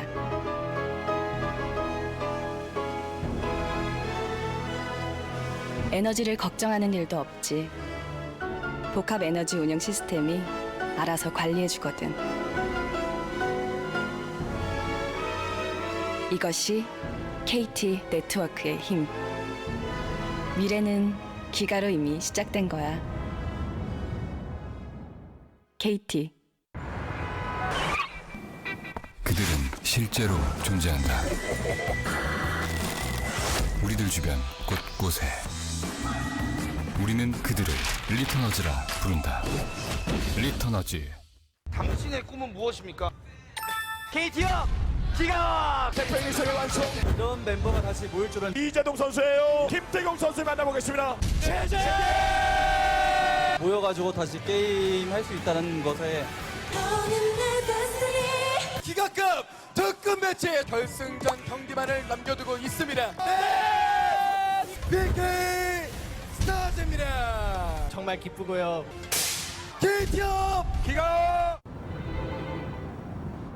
세상이 미래를 상상할 때 우린 미래를 만들고 있어.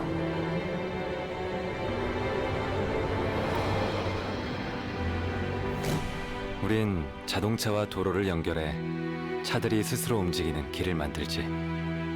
빅데이터로 금융의 패러다임을 바꿔 은행을 찾아다닐 필요도 없어.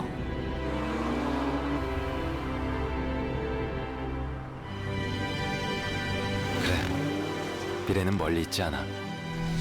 우린 글로벌 기업들과 힘을 합쳐 5G의 세계적인 기준을 만들고 있고, 누구보다 먼저 평창에서 5G 세상을 만나게 해줄 거야.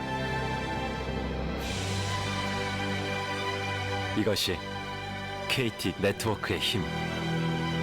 미래는 기가로 이미 시작된 거야. KT.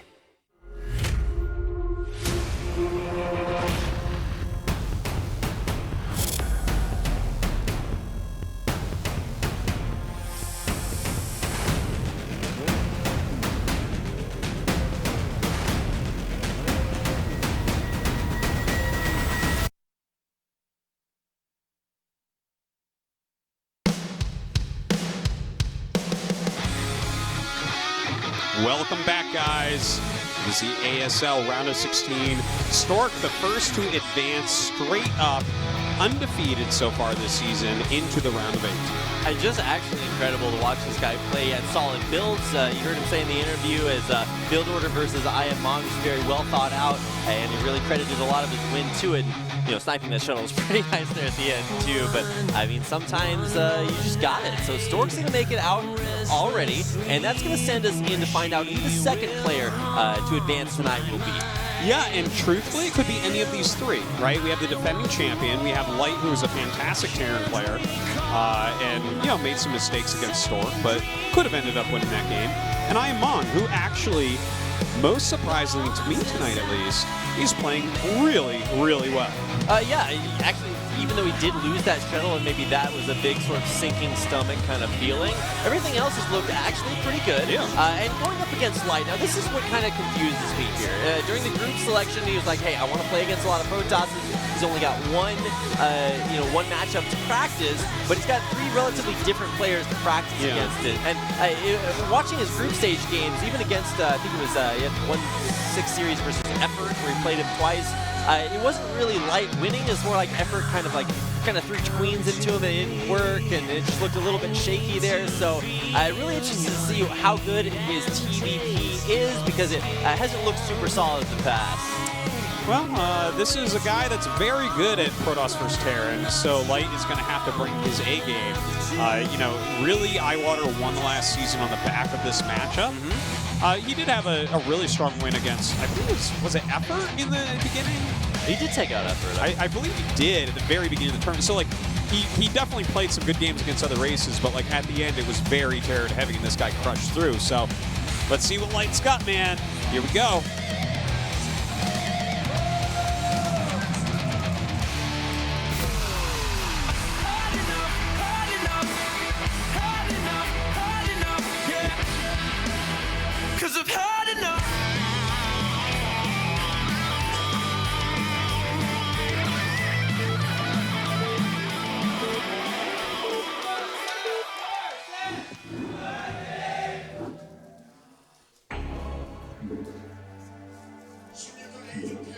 In the bottom left, our Terran player. It is Light. Light. He's got lights shining on him right now, and here's their teal Protoss player, the super teal Protoss player, the defending champion Eyewater or Shuttle. Yeah, it's I gotta tell you, it's kind of a surreal thing for me to grow up watching StarCraft and watch all of these guys grow up from being, teenagers into being adults. Like, for instance, Eyewater has a kid now. Light no longer wears glasses. I mean, the world is a crazy place. It's like it took him 10 years to get LASIK surgery, but he finally made it. Yeah. It's really cheap here, actually. I think pretty much, I don't know, most things here just seem super cheap. It's like, well, the subway system's great. A lot of surgery type stuff here is really cheap. Yeah, this is I believe this might be the medical tourism capital of the world. Yeah, I think so. Or maybe Daegu down, South Korea, Korea just in general. Right. You can get just about anything done. You break your finger off, somebody will just pick it up, put it back on, and not charge you for it. Pretty amazing. And then you go back to playing StarCraft. So. You might have lower APM at that point. I'm not sure how well a broken off finger put back on for no money is going to function. I mean, you get what you pay for, right? It might be put on upside down. Who knows? Flip your hand over to hit the hotkey. I don't know how that works. So we've got an SCV doing the most delirious pattern, running around up right above Light's base. I think he might be looking for any crazy shenanigans up there, but yeah, there's definitely been a lot of proxy gateways in this matchup recently. And I think that is what he was scouting for, because he wants to go for command center first. And if someone goes proxy gate against command center first, you're dead. Oh, and there comes that probe up to the right to the natural. So I'm not sure, or to the third. So we'll see. All I see is a lot of hearts on that sign, and oh my God, trying to get the Africa kiss cam going. Oh my God, we were so close there, Artosis. Oh, come on. One step at a time. Well, you're going to watch now pressure. the SCV try to kiss this probe, but it's not going to work, while the probe continually kisses the other SCV. That's true. We've got a weird love triangle going on in the natural right now. Yeah. Now, this probe's so annoying. But he wants to whittle down health on SCVs as much as possible. He does have a Zealot coming across the map, so anything he can stall out, any damage he can do actually does add to what the Zealot can do. Might seem a little bit weird to have, like, you know, half your SCVs not mining. Well, he was down there, like, building. He's got his command center coming up, barracks, supply depot to wall off with there at the front, and might see him go for a bunker just to defend against incoming ranged dragoons eventually. Depends on how safe he wants to play with that. Ooh, offensive pylon, very nice. Does glitch one of the SCVs out, so that's good, but one will be trapped, and of course the patch gonna screw up the AI for everything. Zealot coming down, and the barracks not quite done yet. Does just complete. There's a Marine on the way, but here comes the Zealot. The command center does yet to work it out. It's that probe comboed with the Zealot to make it easier to kill these SCVs. Wow, he has already lost 3 SCVs. That is not where you want to be at all. Luckily, he has good building placement here. He needs to rebuild that command center. He has no SCVs on the command center. Yeah, he's chosen to build a bunker instead of completing that just because he knows he wants to be prepared here for this incoming rush. Finally finishes that command center, which even though it was built first as a part of the build, is still just a little bit you know, late. And now with the pylon in the main not even cleared out at this point, he's just losing so much. Yeah, he really needs to not lose more SCVs here. This has already done pretty awesome damage. Wow. 3 more Zealots rallied over. Oh my god. That's going to be the best bunker built ever to defend against this. Now, at least the Zealot in the main will get cleared up. I mean, eventually, as soon as that Marine wait till his shields are all back and it turns around and kills the Marine. We even had to pull an SCV just to make sure it does die. Yeah. In the end, will. But this is a lot of Zealots about to pressure the front Artosis. Yeah, they might just run by here. They're certainly trying to. Yeah, they're going to just target down SCVs as best as they can. I mean, Light has to slow them down. He needs them to lose some health here to this bunker. He doesn't want to be losing so many SCVs, though. Yeah, God, he's lost a lot this game. Yeah, I think that's like 6 or 7 SCVs down already. Yeah. And I mean, worker counts generally just because you start with fewer stay lower for longer. Yeah. I think that's pretty solid math, but the losing so much early on is just so devastating. And I mean, the Natural's already up, running, fully saturated there for Shuttle, so this aggression is really paying off. This is like the 5th or 6th Zealot he's made, by the way. It's kind of funny, like how many Zealots that Highwater is actually producing this game, running across the map. And yeah, they've done damage, but like that last one, for instance, definitely not worth it. No. And don't forget, he just doesn't have Dragoons at home right now after all of this. But the factory not even done, not something he has to worry about too much. And that is a rather quick starport. I think we're going to see a quick drop. That would be very interesting. This game definitely not quite that standard PvT where you have like the ranged dragoons pressuring the bunker and then everything is okay once the CJ tank comes out. A lot more early focus. Yeah, like especially with how many he's made, how many Zealots he made, he knows there's not that many Dragoons. So if there's not a lot of Dragoons, you can even do things like drop 2 Vultures and get a lot of damage done. If you don't have a decent amount of Dragoons spread around, you're not going to stop that easily. So it's really interesting, especially with that ledge over the natural minerals. That is an absolutely droppable place. Yeah, incredibly effective. We've seen lurkers put up there, siege tanks put up there, and it's just hard to take them out. And they're in a great position to really just completely deny mining at the natural. So observers pointed that out, and I think that's what we're going to see with this dropship coming out, most likely for Light, what he wants to accomplish. Tanks are out, siege mode finishing up here, and that starport should be operational pretty soon, yeah. Just getting that control tower to make the drop ship, and Armory is on the way pretty quickly as well. Wants to get those upgrades started ASAP. Now, SCV actually did scout out the scouting pylon, so Light will know at least when he sends his dropship up there, hey, avoid this area, so he doesn't get scouted out. There's a scan on the main just to kind of see what's coming his way. It's nothing too scary coming out of Eyewater at the moment. That dropship coming up, and he is making more Vultures. Looks like maybe it'll be like a 2 Vulture, 1 Siege Tank drop.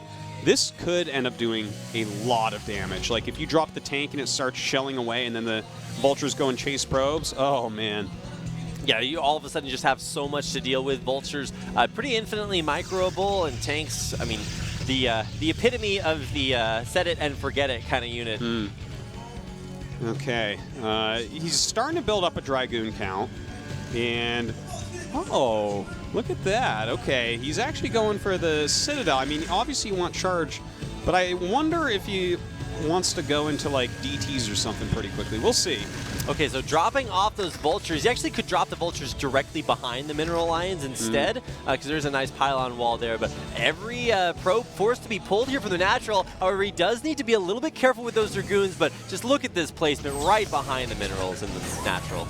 Yeah, this is really annoying for him to have to deal with. The dragoons trying to get in here and get some shots off. He has the observer. The vulture's going up into this main base. And that vulture can just sit there forever and kill that all off. Plus, there's only a couple of locations where dragoons can reach that tank in the back. Now, okay, he does pull them up behind to deal with that fairly effectively, but even still, this harass is at least getting a little bit of damage done just over the wall. Yeah, still getting a good amount of probes, really. We saw, okay, the vultures themselves so far have gotten 8, 9. Okay, 9 kills on the 2 vultures, and then the siege tank got at least like a couple, I think. So this was a pretty good harassment, really. And back at home, third base just coming up here for light. We've really seen just like, one player sort of, it's just like you're trading punches. Like, all right, I'm going to build a bunch of zealots, man or pylon your mineral line and put on that amount of early pressure. Then you get to come back with this super sick drop that kills a lot of my probes, and it's just really annoying to deal with. And so now it's just like back and forth. And I really love that about Brood War, that it's not just, one player does something and it kills the other guy. And it's not even like you lose the fight and you lose the game. No, there's opportunities to come back in a lot of different ways. Yeah, it's an interesting thing about Brood War, and like the bigger you get, the harder it is to do everything, which gives your opponent openings to get you and stuff. But yeah, it's definitely a lot of fun to watch here. Was that a Stargate in a Templar Archives? It was at least the Templar Archives, but I believe it was a Stargate. Okay. Almost as if the observer could hear me. But no, it's obviously he's going into Arbiter Tech here. This is something that we see a hell of a lot in the matchup. Both players taking their third base. In fact, it looks like Iwater is getting ready to take his 4th in the bottom right there. So to kind of back up a little bit, in case people are just watching this and kind of wondering what's going on, you pretty much only see Mech versus Protoss at least as the game goes on. CJ's tanks are just too good. But maybe if there's somebody out there wondering, why don't you usually see a lot of Bio versus Protoss? Well, Bio in StarCraft 1 sucks, right? Like we have the Marine between StarCraft 1 and 2, the Marine got greatly buffed. Like the Marines here are not the same. They don't micro as well. They have less health. They have less damage output. They're not really that good of a unit. So the damage is not as good. I mean, the Fire Bat is not useful like the Marauder. It's not a terrible unit, but it's a very specialized unit that you only use a little bit of the time. And like, I mean, just the gateway armies of Protoss are actually really strong in this game. They're not really strong in StarCraft 2. They're actually, they've got a lot of abilities that with good micro you can make the army work very, very well. But in this game, it's just that those are strong units. Those Dragoons, those are really strong. And sorry, I repeat myself there because Roddy was blowing me a kiss goodbye. Love that guy. What a guy. But no, it's like Bio just doesn't work. If you get one Psystorm or one Scarab into Bio, it's over. You can't run out from underneath it. Psystorm does way more damage. So you will never, ever see Bio. There have been in the history of StarCraft 1 a couple of weird Bio all-ins, and that's about it. Yeah, but even that is probably pretty easy to scout out. Now here comes the dropship right over the Dragoons. Not going to work out, so that's a nice pickoff. Actually, just one more real quick thing about Bio vs. Mech. There was a game, like a weird Stim Marine siege tank game, that Bomber, as a B-teamer, won against Bess, one of the dragons in StarCraft 1. And that was like just a cool little side story. Bomber was still up and coming back then. Anyways. You guys can go out there and watch that and see what it looks to have a little bit of a different take on the matchup. But now we get a chance to see Vultures versus Dragoons. Vultures are not really good against Dragoons. They have their damage type reduced, but mines are pretty good, as you're getting a chance to see there. And all those Dragoons just get cleaned up. Yeah, that was a very nice pickup there for Light. Now, Iwater's starting to get pretty darn big right now. Does have those Arbiters on the way. Starting to move out in the map a little bit more, but Light is getting pretty comfortable. I think we'll be seeing a 4th base taken quite soon. Look at this. He already has his science vessels out, which is really nice. Double armory going. Yeah, things are working out pretty well for Light. So at least at this point, things seem to be, kind of reset across the board. You've got the big mech army balls pushing out. Science vessels allowing him to clear out those observers. He's actually scanned to kill 2 observers so far this game, which is not something you often see. But now that arbiters are out, they're going to be cloaking the units below them. You're going to have stasis completed eventually, and that will look to stop this big Terran wall from getting set up. Now, I really like what I'm seeing here out of Eyewater. He's got a shuttle of High Templars, and he has Arbiter Tech. So he'll drop those High Templars. Like, you don't want him on the ground, because if a Terran scans and sees that, are you kidding me? The Vultures run up and kill him in like 2 seconds. It's like nothing at all for Vultures to go up and kill a High Templar. So good thing that he's keeping those really hidden, and that might make it so that Light overestimates his chances when attacking. Should be noted, +1/+1, and then +2 weapons just finished for all this mech. He's waiting for +2 armor. It should be done pretty soon, but here come the Vultures. They're pushing forward, planting down all those mines, waiting for this counterattack, and it does look like it's about to come in here. Looking for a big stasis here, running the Arbiter forward. Where's it going to go? And it does get 3 tanks in the back, but an EMP will stop it from being any more effective. Big storms there onto the tanks. The Vultures planting out all of those mines. And those storms were quite nice. And here we go. Like, Eyewater is just going to roll through absolutely everything. Very well controlled, very well done. And almost a little bit surprised that Light kind of went that fast with the push. Those types of pushes are a little bit dangerous when you're sieging up and laying your spider mines at the exact same time, chasing the Protoss back. A lot of times they just turn back on you because you can't lay too many spider mines, or they'll just drag them into your siege tanks. Yeah, that's kind of it's just not enough, and they just run over you too many, and you kill yourself on the mines. So always have to be a little bit careful. Now, trying to maybe come back a little bit with a decent Vulture, I guess, attempted run by. Lots of mines out there. I think a couple of them did go off, but no casualties because of that just yet. All right, yeah, cleans that up with really minimal damage. Loading up some Zealots now as well. Not sure how many High Templars he has left, but if there's any Terran units in the middle of the map, he can definitely roll it over. Looks like Light is moving into the middle again. He doesn't, I don't believe he has a mining 4th base yet. Looks like he has a 4th and 5th at least on the way, but definitely hasn't sent SCV saturation up to those bases yet. But like, if he, I'm surprised he's moving out, to be honest. I feel like that was cleaned up well enough that he has to turtle right now. I mean, Light does have some pretty insane macros, so he's able to, rebuild this mech army to some extent. Now, like you said, probably want to hang back a little bit. He does have +3/3 on the way, so that is, a good upgrade if you want to wait for that, but he is being heavily pressured, especially up there towards 12 o'clock. Now he's really trying to abuse these spider mines, laying them all over the place, slowing down the army movement here of Eyewater. But Eyewater very smartly separates Dragoons off to take out the expansion while bringing the rest of his army back to help clear this out. And if he saves that Nexus in the bottom right, that's a big moment for him. Yeah, at the same time, so taking out the 12 o'clock, trying to defend here. A big stasis in there, but he actually stasis his own shuttle, so he can't drop the Zealot bombs on the tanks. Yeah, that definitely would have been more cost efficient if he hadn't done that. But still cleans it up, and that's really what's important, especially since he got the command center in the top center. And, was that attack worth it for Light? I liked how many spider mines he had to try to slow everything down and mess everything up. But did he get enough damage done for what he lost there? I don't feel like he really did. Storms on these Vultures and getting surrounded by Zealots will take them out. Like you said, was that a good trade?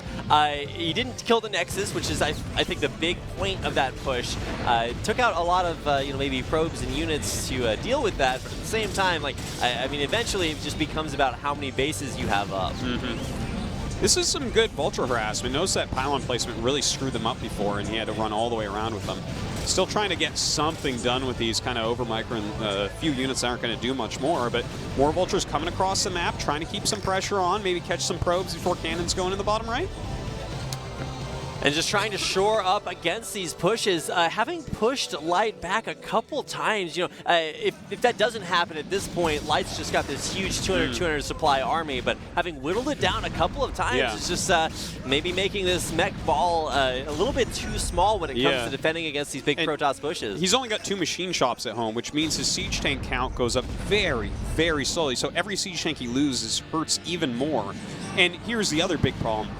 With these attacks, when he's been trying to trade somewhat, he's not been picking off Arbiters. And if you are not picking off Arbiters, the Arbiter count is growing. And that's a problem. And that means more stasises. It means you risk getting your main recalled, which is very, very big vulnerability of a lot of mech armies, because you just sit on top of the factories. Yeah. And, well, there's not a whole lot you can do. Get on top of Terran production in any game, and it's going to be a pain. Terran units suck one by one. No, they definitely. You got to get the machine shops rolling out there. So either way, here comes a big push. Arbiters cloaking everything. Units underneath will be revealed at least temporarily, but all those tanks are going to die. All right, continuing to roll up into the top left. Light having to abandon his 4th base. Luckily, going to save the SCVs from it. But how does he actually contend with this big of an army up here? He's trying to kind of put mines everywhere and hopefully have some of it bleed off against that. That's kind of what you're looking for, because Protoss are trying to move around quickly, and it'll work somewhat, right? We're seeing some mines connect, some damage done, and his upgrades are fantastic. And he is technically still mining, but not for too much longer. But right, I mean, 12 o'clock was just canceled, upper left-hand corner base just taken out, and so, I mean, at this point, Light, I mean, like you said, he's got great upgrades, but without a lot of tank production, he has super strong masses of vultures that are just going to die to storm or get stasis or, something crazy like that. So, I don't know. It certainly seems like Eyewater in a much more solid position. Really hasn't felt too much pressure, and even when he did, saved that bottom right-hand corner base. Yeah, very true. And like he's kept a lot of tech units alive, and he hasn't been wasteful, and he hasn't moved too quickly, but he's moved quick enough. Like, we're seeing why he is the defending champion right now. This is a very clean, well-played game from Eyewater. And actually, most of those vultures don't have any mines left. I thought he was just going to run up, surround the Dragoons with mines and run away. I'm like, wait, he actually just doesn't have any mines. So that did not go well. Yeah, he's got to get out of there. Now, this is where it's like, okay, he's deciding to move out again, and notice he's made a lot more Goliaths. The Goliaths don't fare well against ground units from Protoss. Like, I mean, they're okay, but for their costs, like, you'd rather have vultures and tanks. Absolutely. They do a lot better. With this many, though, he's hoping to pick off Arbiters. The thing is, if you're picking off Arbiters, he's probably just going to stasis them. Oh, sending the Observer in first. It's going to take up a few hits, and here comes a recall. Ooh, a lot of mines do go off right there and clean up quite a bit, but still a lot of units left over. The shuttle came as well and got blown up very quickly. I wasn't sure if there was anything in there or if he let it out, but that was kind of a blow to him. Now going to be primarily vultures coming back into the main to try to to try to clean this back up. Tanks will pop out, but they're going to die almost as soon as they are produced. And even a stasis there, catching a decent amount of units, blocking their ability, the rest of the Terran units, to come into the main. Oh, is he going to do it? No, he just loses another Arbiter there, so that was a little bit sloppy, and this will end up getting cleaned up.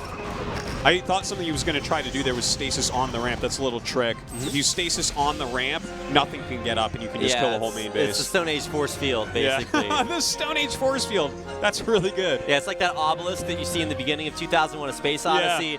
That's a like, oh, how does this work? Who knows? Like, in the future, we'll just make a unit that makes that out of energy, but the technology just isn't there, guys. This is a galaxy, a long time ago. Far away? Yeah, I screwed up the Star Wars reference. Either way, we've got the better Star game here. The better Star game, I like it. Well, I mean, have you played like the Star Trek video games? No. The Star Trek ones? No, I haven't played those. It's just like we're going to stay away from those. So those are the loneliest idle workers you've ever seen. A nice EMP does go off, softening up a lot of those Protoss units, but they're exactly where they need to be, all over the production. Main is just not a place you want to be right now. And at the same time, Light is trying to push out. Storm will kind of stop him in his tracks just a little bit, but he's just going to push right on through. Crazy good Terran upgrades, kind of pushing Eyewater back. Still has to work on this base, though, getting it cleaned up. Oh, still so annoying what's going on in his main base right there. And a lot of mining still going on for Eyewater. So even though we might see like some small army wins for Light in the middle of the map, Eyewater's still in fine shape.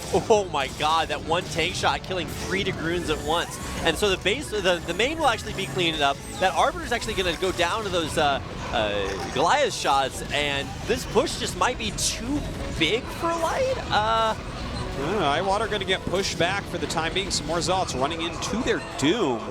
He's got to continue to macro up and shave off units here. His recall has done okay in that main base, but Light's actual push here is really scary. And this is something we've talked about a lot. When you get full upgrades on mech, and this isn't full, it's 3-2, but a lot of times this is where it ends up because the game gets too dirty to get that +3 armor. But like, this is so cost efficient, this army. Look at the Protoss units try to run in here and get something done. Nice. Stasis is off to the back. Okay. Well, that's one way to do it. Half the units just don't fight. That's going to be a really good push back there. Eyewater just really shoving Light around. Okay, I gotta say, oh, and that first one comes off. He stays here and fights a little bit. That is a great defense matrix that goes down and really helps to add a lot of value to this fight for Light. Big storms, though, on the remaining tanks there. Actually stormed some units that were stasis, so that doesn't do anything. But, I mean, this is actually a pretty even trade, but at the same time, you really have to ask yourself, you know, how much damage did that recall in the main do to Light? It seems like he's still out there fighting, but the damage back at home is going to catch up to him. Yeah, I just saw the sickest EMP hitting 2 Arbors as well, Rapid. Bonus. That is pretty big to just reset all their mana to 0. And he saves the rest of the units that come out of stasis. So now Light going to move down the map. This is going very well for him. Don't forget, we didn't even get to mention, because this game is so action-packed, during all this, he retook his 4th and his 5th base. So Light's economy is great. Clearing up a few of those observers up there at the front. He's got more coming in that might actually go down. I've seen Eyewater lose quite a few observers trying to run them in, but less important than trying to kill off this 6 o'clock base. And it looks like with a great big Terran wall full of upgrades, lots of tanks, that's going to be very difficult for Eyewater to break. Dude, I think the writing is on the wall right now for Eyewater. You can even kind of see it in his face on the side there. He does not look like he's excited and happy and about to win this game. Yeah, the defending champion going out in the round of 16. Oh my god. It could occur. You don't want to count him out yet. He has a lot of Arbiters and Psystorm in here, so definitely still can take a big fight. But Light is playing very well. His army movement is on point as he moves back north. Now, does have to watch out for losing all of his, or a lot of SCVs there coming back down. Not the greatest stasis there, only catches a few workers in the science vessel. And now this push up into the 12 might be able to clean it up in time. Yeah, it looks like the movement of Light here does get a lot slower. Ooh, he sent off 2 siege tanks to the side, though. Zealots will go deal with that, but they have killed some probes at least. And here comes the pushback from Light. He will have those 2 siege tanks cleared up, but he's trying to maybe retake that 12 o'clock. I don't know. I mean, it certainly looks like Light is further ahead at this point. But I mean, what's the comeback mechanic here for Eyewater? Well, he needs to keep utilizing his spells. That's where he has the real value in this late game, is with the stasis, possibly with recall, although I don't know if he wants to go down that route again against the missile turrets and mines that are probably there.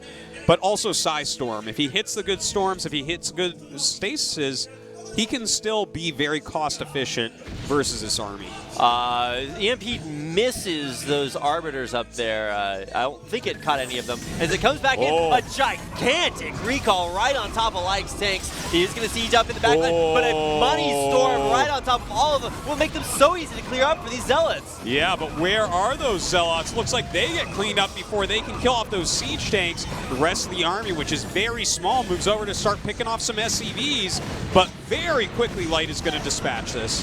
Wow, all right, great hold. He did take some damages there, but the recall will inevitably be cleaned up, and you can only do this so many times before you just don't have an army to bring in. Yeah, he's going to have to get out of there with that Arbiter. Still Light, holding on tight.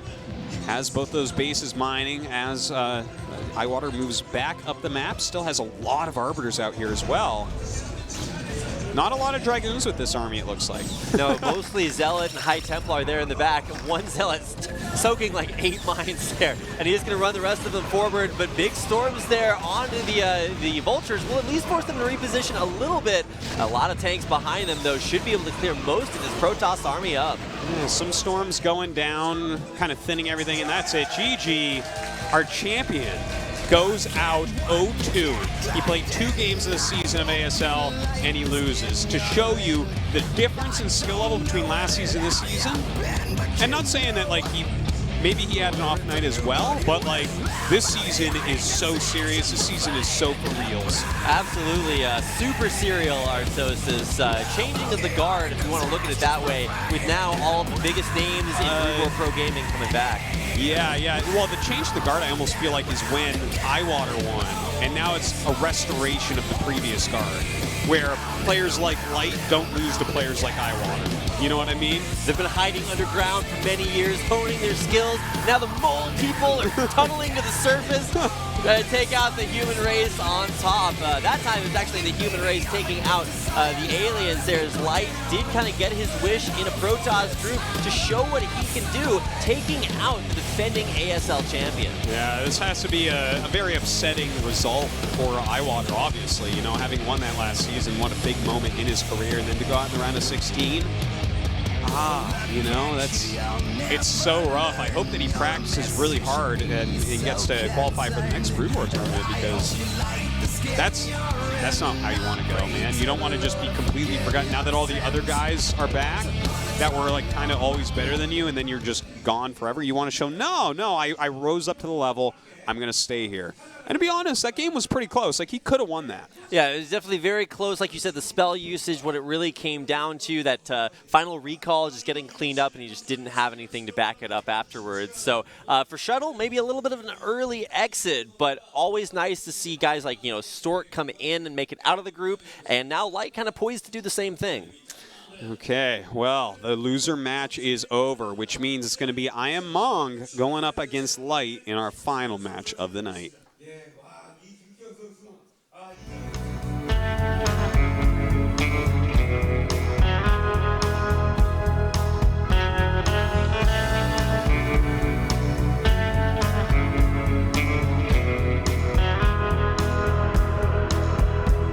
Smokestack blowing, there's a fire in the sky.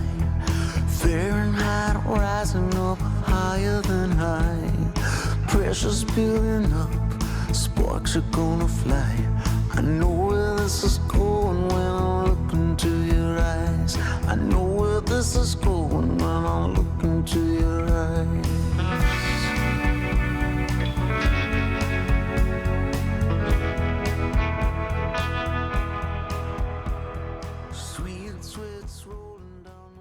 이건 영화 속 이야기도 누군가의 막연한 상상도 아니야. 누구도 기가를 본 적은 없지만 이미 기가 속에서 살아가고 있어. 이곳의 사람들은 감염병을 두려워하지 않아. 빅데이터로 병이 퍼지는 걸 막아주니까. 재난에 절망하는 사람도 없어. 어떤 상황에도 안전통신망이 세상과 연결해주니까.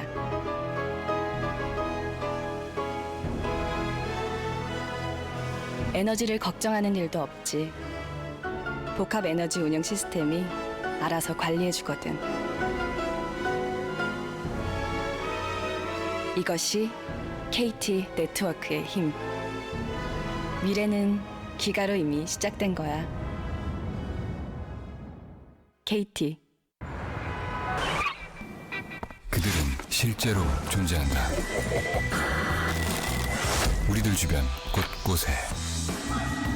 우리는 그들을 리터너즈라 부른다. 리터너즈.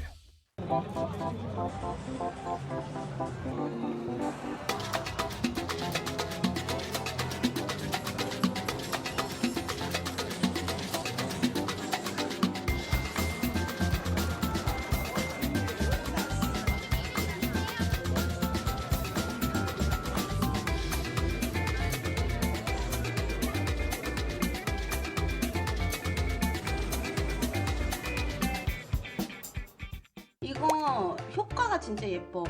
이건 동영상으로 찍어야 돼. 짱 귀여워. 아 이거 조명 없어도 예쁘게 나와요.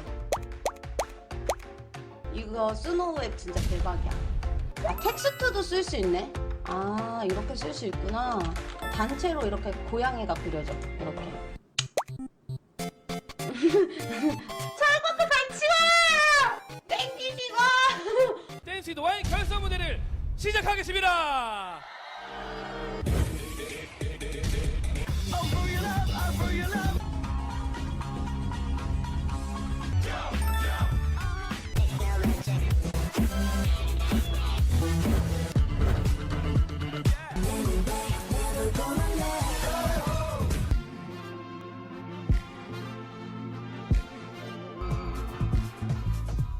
그런 의미를 담은 그 댄스 퍼포먼스 이 무대를 마음껏 즐기시는 모습을 계속 춤추셨으면 좋겠어요. 꼭.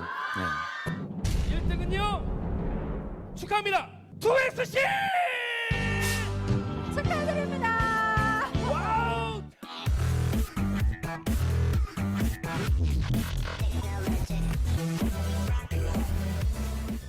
누구 모바일이야 이게? 야 꿀잼! 아 로드 모바일 고객님 정말로 재밌어 보이네요. 나이스 굿이죠? 저 이제 PVP 들어갈 거거든요. 자톨로 왕국. 오케이 정찰 한번 갔다 올게요. 아 제가 한번 이겨보고 싶은데 솔직히 이런 식으로 정보가 좀 더 보이네요. 아 궁수가 세야 돼. 이 병력이 많아서 그런지 모르겠어. 쫄보니까 세상이 미래를 상상할 때 우린 미래를 만들고 있어.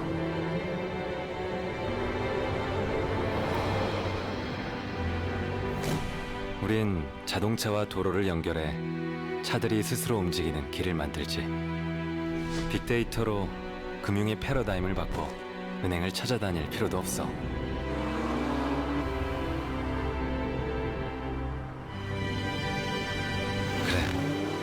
미래는 멀리 있지 않아.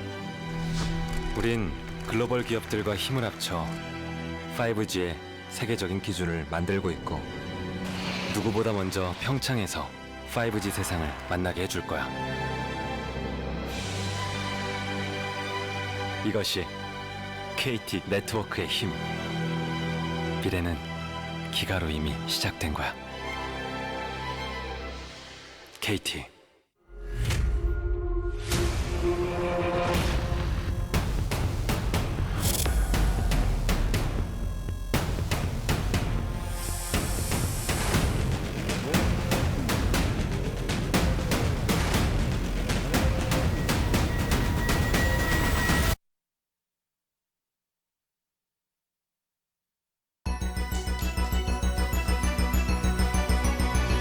The final match of the night. Who will go on to the round of 8? Will it be Ian Mon, formerly known as Gwemchi, who's playing very, very well tonight, or Light, who just pulled off, I don't know if you want to call it an upset, against Eyewater, the defending champion, but, you know, that was a game that it did definitely feel at times like Eyewater should have been doing better in. It felt like he got the lead and then kind of did nothing, and Light was able to just kind of roll around the map and do it as he wanted. Yeah, super sick macro there from Light. Yeah, he no question went out, about that. lost a bunch of his army a couple times, but always had more coming back.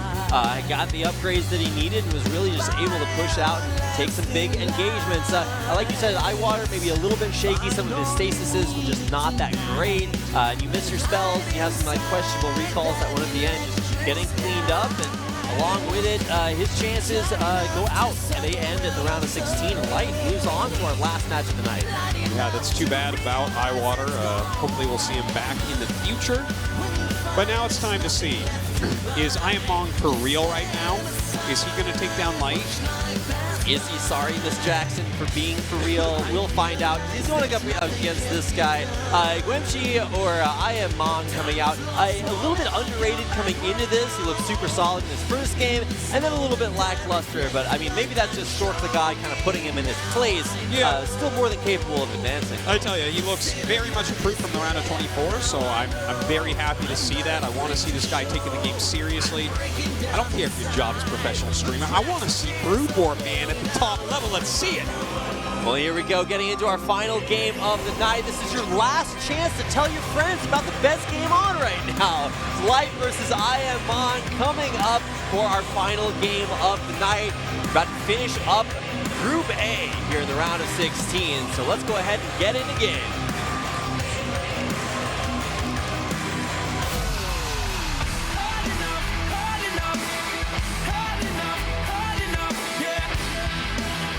Cause I've had enough.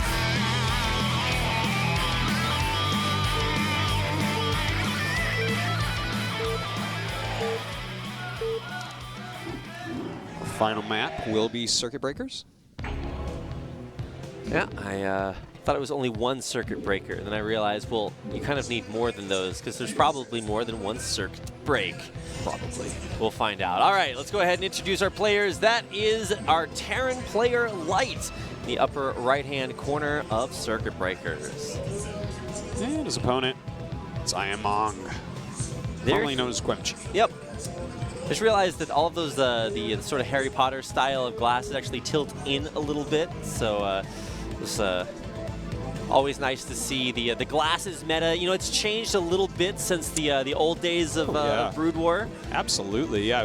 Thick rim black glasses were super popular, like 4 years ago or so. It's like a movie had some really thick glasses. Zero is, I think Zero did as well, but Light ditching the glasses for a new and improved, modernized Brood War style. See if Mon can catch up.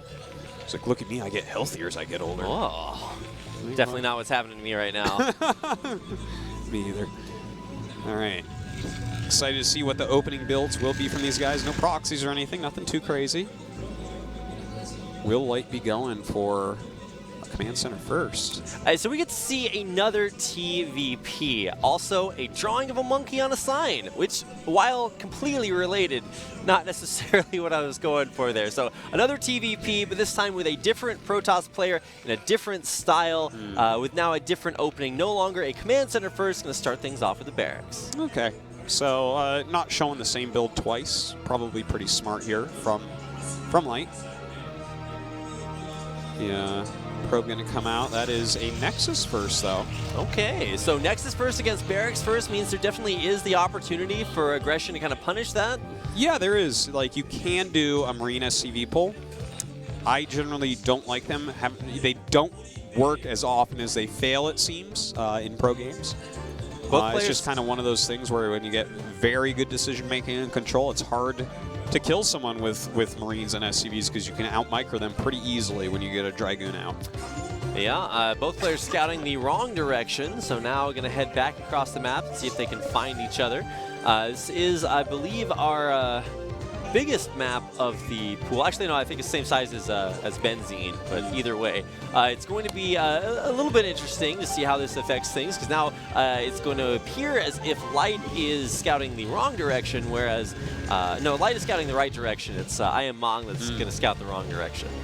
And when he scouts this, I don't think he's going to be like too upset. I don't think he's going to try any sort of bunker type play. Oh, maybe he is. He turned around immediately with the SCV. Did see that Nexus coming up, and we'll probably know exactly what he's going up against at this point. Yeah. And sending the first two Marines out across the map, there's the bunker coming down. Yeah, if you turn around, like, obviously you can see that before it sees you. So turning around there, he has this bunker, and obviously the Marines can't reach from there. But this is a place that he can run away to force Protoss back so that he can kind of do the dancing micro. Okay, the Zealot comes out and actually sees it, which is important, and more SCVs being pulled. Light wants to end this. Yeah, so he's going to block that bunker from being finished, sending the SCV back up. Here are those first two Marines, but the big quest is to get that SCV back on the bunker. Yeah, this is really well held so far. The SCV's still going to come, and he cancels the bunker. I mean, once those SCVs are kind of halfway across the map, you pretty much have to commit at that point. Yeah. They are going to make it all the way over here, trying to body block that first Zealot, losing all of its shields and getting pushed back. Some of its health as well here. 3 Zealots out, so that's a little bit tricky. That is a lot of health and a lot of damage that can come out. One of them targeting down this SV, trying to build the bunker. Oh, great juke right there by Mong, trying to get on top of these Marines. Trying to glitch them out. He's already going to start losing the Marines. The flank behind the bridge just going to take out too much, and his push looks like it is well on its way to being held. Well, I tell you, that was kind of crazy, because at first he gets a bunch of Marines and then they get stuck, and then the Zealots die. But now a Dragoon is out. 2 Dragoons, in fact, and there's nothing he can do against that. 2 Dragoons will easily out-micro this. Yeah, bunker going to get canceled for the second time. A couple of Marines going to get picked off, and now you have to defend back at home against this actually really difficult to deal with. Perfect sliding there on the Zealot to keep up with the Marines and take out another one on his way. Wow, this was very, very well done by Mong, and you can see the head shake and the kind of like lip going to the side thing from Light, where he's like, oh, this is tough. This is going to be a hard one to win. This is why, even if you're not good at Brood War, if you're just like the guy from Criminal Minds, you can figure out who's winning just by looking at their faces. Like, well, I deduced that this guy's mind is dead. Yeah, it's very true.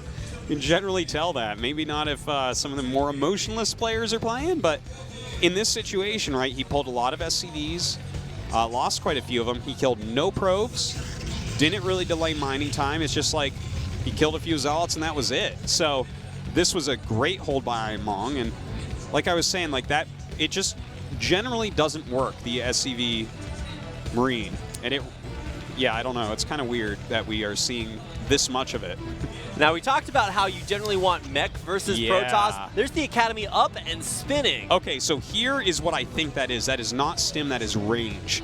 This is a tricky thing you can do in this situation, because it's so much quicker than getting a siege tank with siege mode out, is to upgrade range on Marines. If you get range on Marines, in the bunker they hit the Dragoons with range. So this is my guess as to what it is.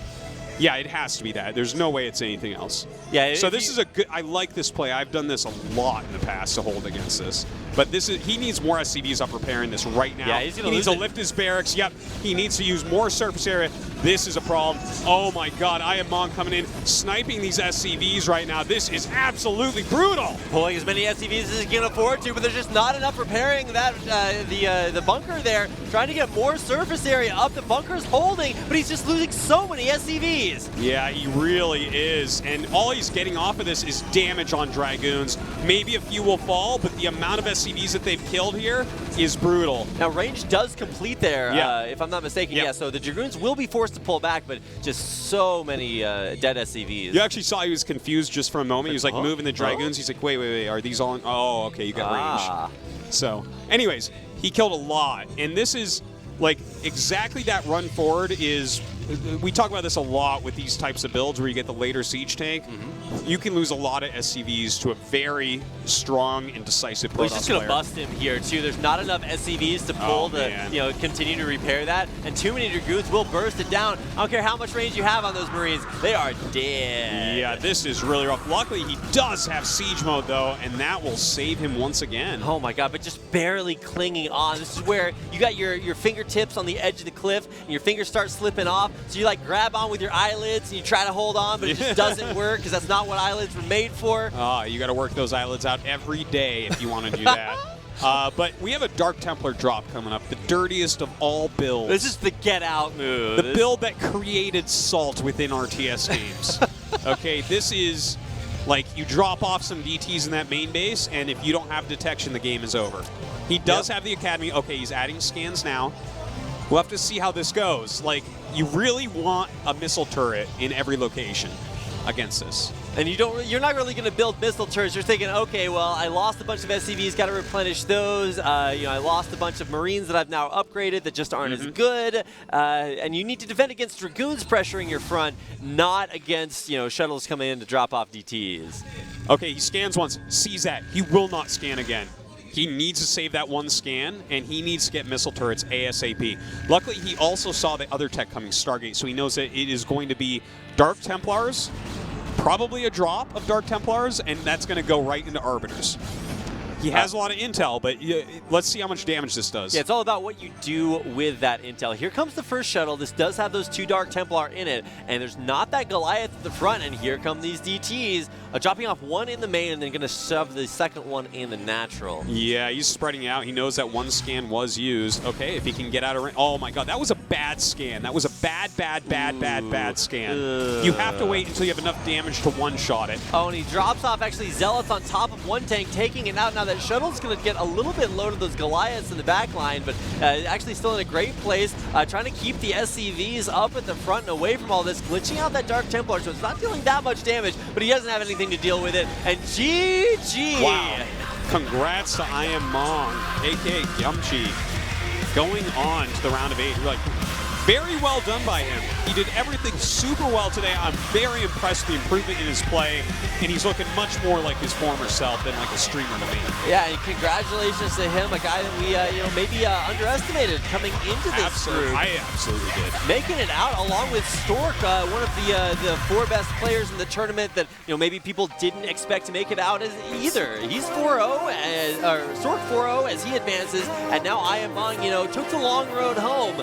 He is going to make it to the round of 16. 8. Round of 8. He already made it to round 16. Yeah. Round of 8.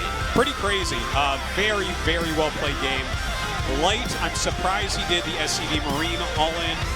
Again, that generally gets held by top-end Rodos's and messed up a little bit against the DTs. But anyways, interview time. Congratulations.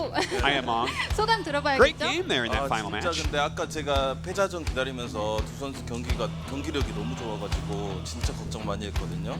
Waiting for the loser match, I watched them play against each other, and their performance was really good. I was worried that I wouldn't be able to defeat either because they looked like very strong players. I was able to defeat Light in the final match, though. 진짜 열심히 준비하더라고요. 그래서 진짜 만나면 제호를 제일 피하고 싶었어요. 근데 또 아쉽게 또 만났는데 또 제가 Light even stopped streaming so that he could practice for this correctly. So I know he practiced really hard for today. So I feel a little bit sorry for him that I had to defeat him to advance the round 빌드 of 8. 판단을 했는데 프로토스 대 프로토스전에서는 그런 빌드는 어떤 식으로 선택을 합니까? 오늘은 그냥 느낌대로 하려고 했거든요. 근데 이제 윤중이가 초반에 무리했고 제가 또 잘 막아서 그 부유한 거를 계속 이끌어 가고 싶어가지고 과감하게 했던 것 같아요. 그렇게 빠르게 확장을 했을 때, 넥서스를 빠르게 지을 때는 뭔가 귀엽지 않습니까? 뭔가 우리가 운동을 안 하나요? 조금 떨리긴 한데 윤중이 스타일이 약간 And 수비적이거든요. Shuttle made some small mistakes at the start of the match. 근데 대담해야지 이기는 순간이 있기 때문에. I knew that he had a defensive play style. 마지막 경기에서도 대담했어요. 넥서스를 떡하니 지원하는데 just used that to my 상대방의 벙커 찍고 advantage 있는 and was 모습을 able to 질럿으로 defeat 갔지 않습니까? 정찰도 늦었었고 그때는 안 흔들렸나요? 사실 제가 이걸 준비한 게 아니거든요. You saw the bunker building with your Zealot in the final match. 제호가 왠지 치즈러시 올 것 같았어요. 그걸 예상했기 때문에 어느 정도 생각은 못 I was 봤지만 able to scout it out early on. 네, 잘 막은 것 I kind of had a feeling he was going to choose 대단했던 것 me. 같습니다. 네. So I was able to defend it very well, 진출에 and that ended up 성공하셨으니까 helping me 4강 어쩌면 take the match. 결승까지도 갈 수 있어요. 네네. 8강 준비는 어떻게 하실 예정인가요? 일단 많은 So how will you prepare for your round of 8 match? 많이 도와줬어요. 그렇게 계속 준비하면 될 것 같고 지금 지켜보는 이제 First of all, I want to thank all the gamers that stopped their stream to help me practice for today's match. 있기 때문에 And I'm trusting them to help me 더 높은 데로 갈 수 to 있을 것 prepare 같아요. for the round of 8. 감사합니다. 김승현 선수 꼭 좋은 결과 있길 바라겠습니다. 감사합니다. 감사합니다. 김승현 선수까지 Alright, guys, there you have 만나봤습니다. it. 그러면은 오늘의 I Am 경기 Mong 결과 한번 확인해 going on to that 볼까요? round of 8, and I tell you, he looks solid, he looks strong, smart decision making, solid everything. I'm really happy to see him looking in much better form than before, and a lot of people did pick him as one of the weaker players going into the round of 16, and I think he has proved otherwise. Yeah, and also the other story, Stork just strong as ever, just 2-0ing everything all the way into the round of 8. Extremely excited to watch him advance through this group. And of course, tomorrow, or on Tuesday rather, we have Day1 taking on Best and Mind versus Sharp. So some incredibly smart players returning finalists to Sharp coming out here to see if he can make it just as far as he did last time. Yeah, this is kind of funny. Like, we're watching, like, the real leaders of the old school against these new school guys that are seeded in for the most part. Like 3 of them are the new school that were seeded, and so far they haven't done well. The champion went down. Will Sharp do a bit better? That is true, and of course for Day1, kind of the newest of the old gods coming back to Brood War. A little bit shaky, failed his first qualifying attempt, had to go down to Busan to qualify, and then made it out at the very end of his group to just barely make it into the round of 16. So, I mean, how much practice has he been putting in? I tell you, I hope it's a lot, and I think it's a lot. He says he wants to get to the finals here against Flash. I hope he gets first place. If all 4 of them get first place, we can have a top 4 with all of them in it. And that has never happened before ever in Brood War. Nothing truly, like, for those 4, it's definitely never happened. We've had some crazy top 4s before where it's like, what is this top 4? This is the greatest thing there's ever been. But, you know, anyways, this is exciting stuff. Well, now, yeah, we do have some of the greatest players from back in the day coming back, and of course a lot of new challengers here. So it just keeps getting more and more exciting. Season 2 of the ASL, the best season ever. Yeah, the best out of 2. But it truly is an amazing season. I think it's only going to get better going forward. But I'm enjoying the hell out of the season. I hope you guys are too. But that's going to be just about it from us tonight. Thank you for tuning in once again. Help us spread the word about ASL. That's right, and send all of your, love and energy and attention to Artosis, who is basically going to die after casting literally forever. Well, I don't have another cast till Tuesday. I finally have some time off for the first time in like 8 days. I'm going to go sleep for 20 hours. That is my only goal right now. So, guys, thanks for watching so much, and we will see you on Tuesday. Now when the time has come, I'm begging you to stay strong and say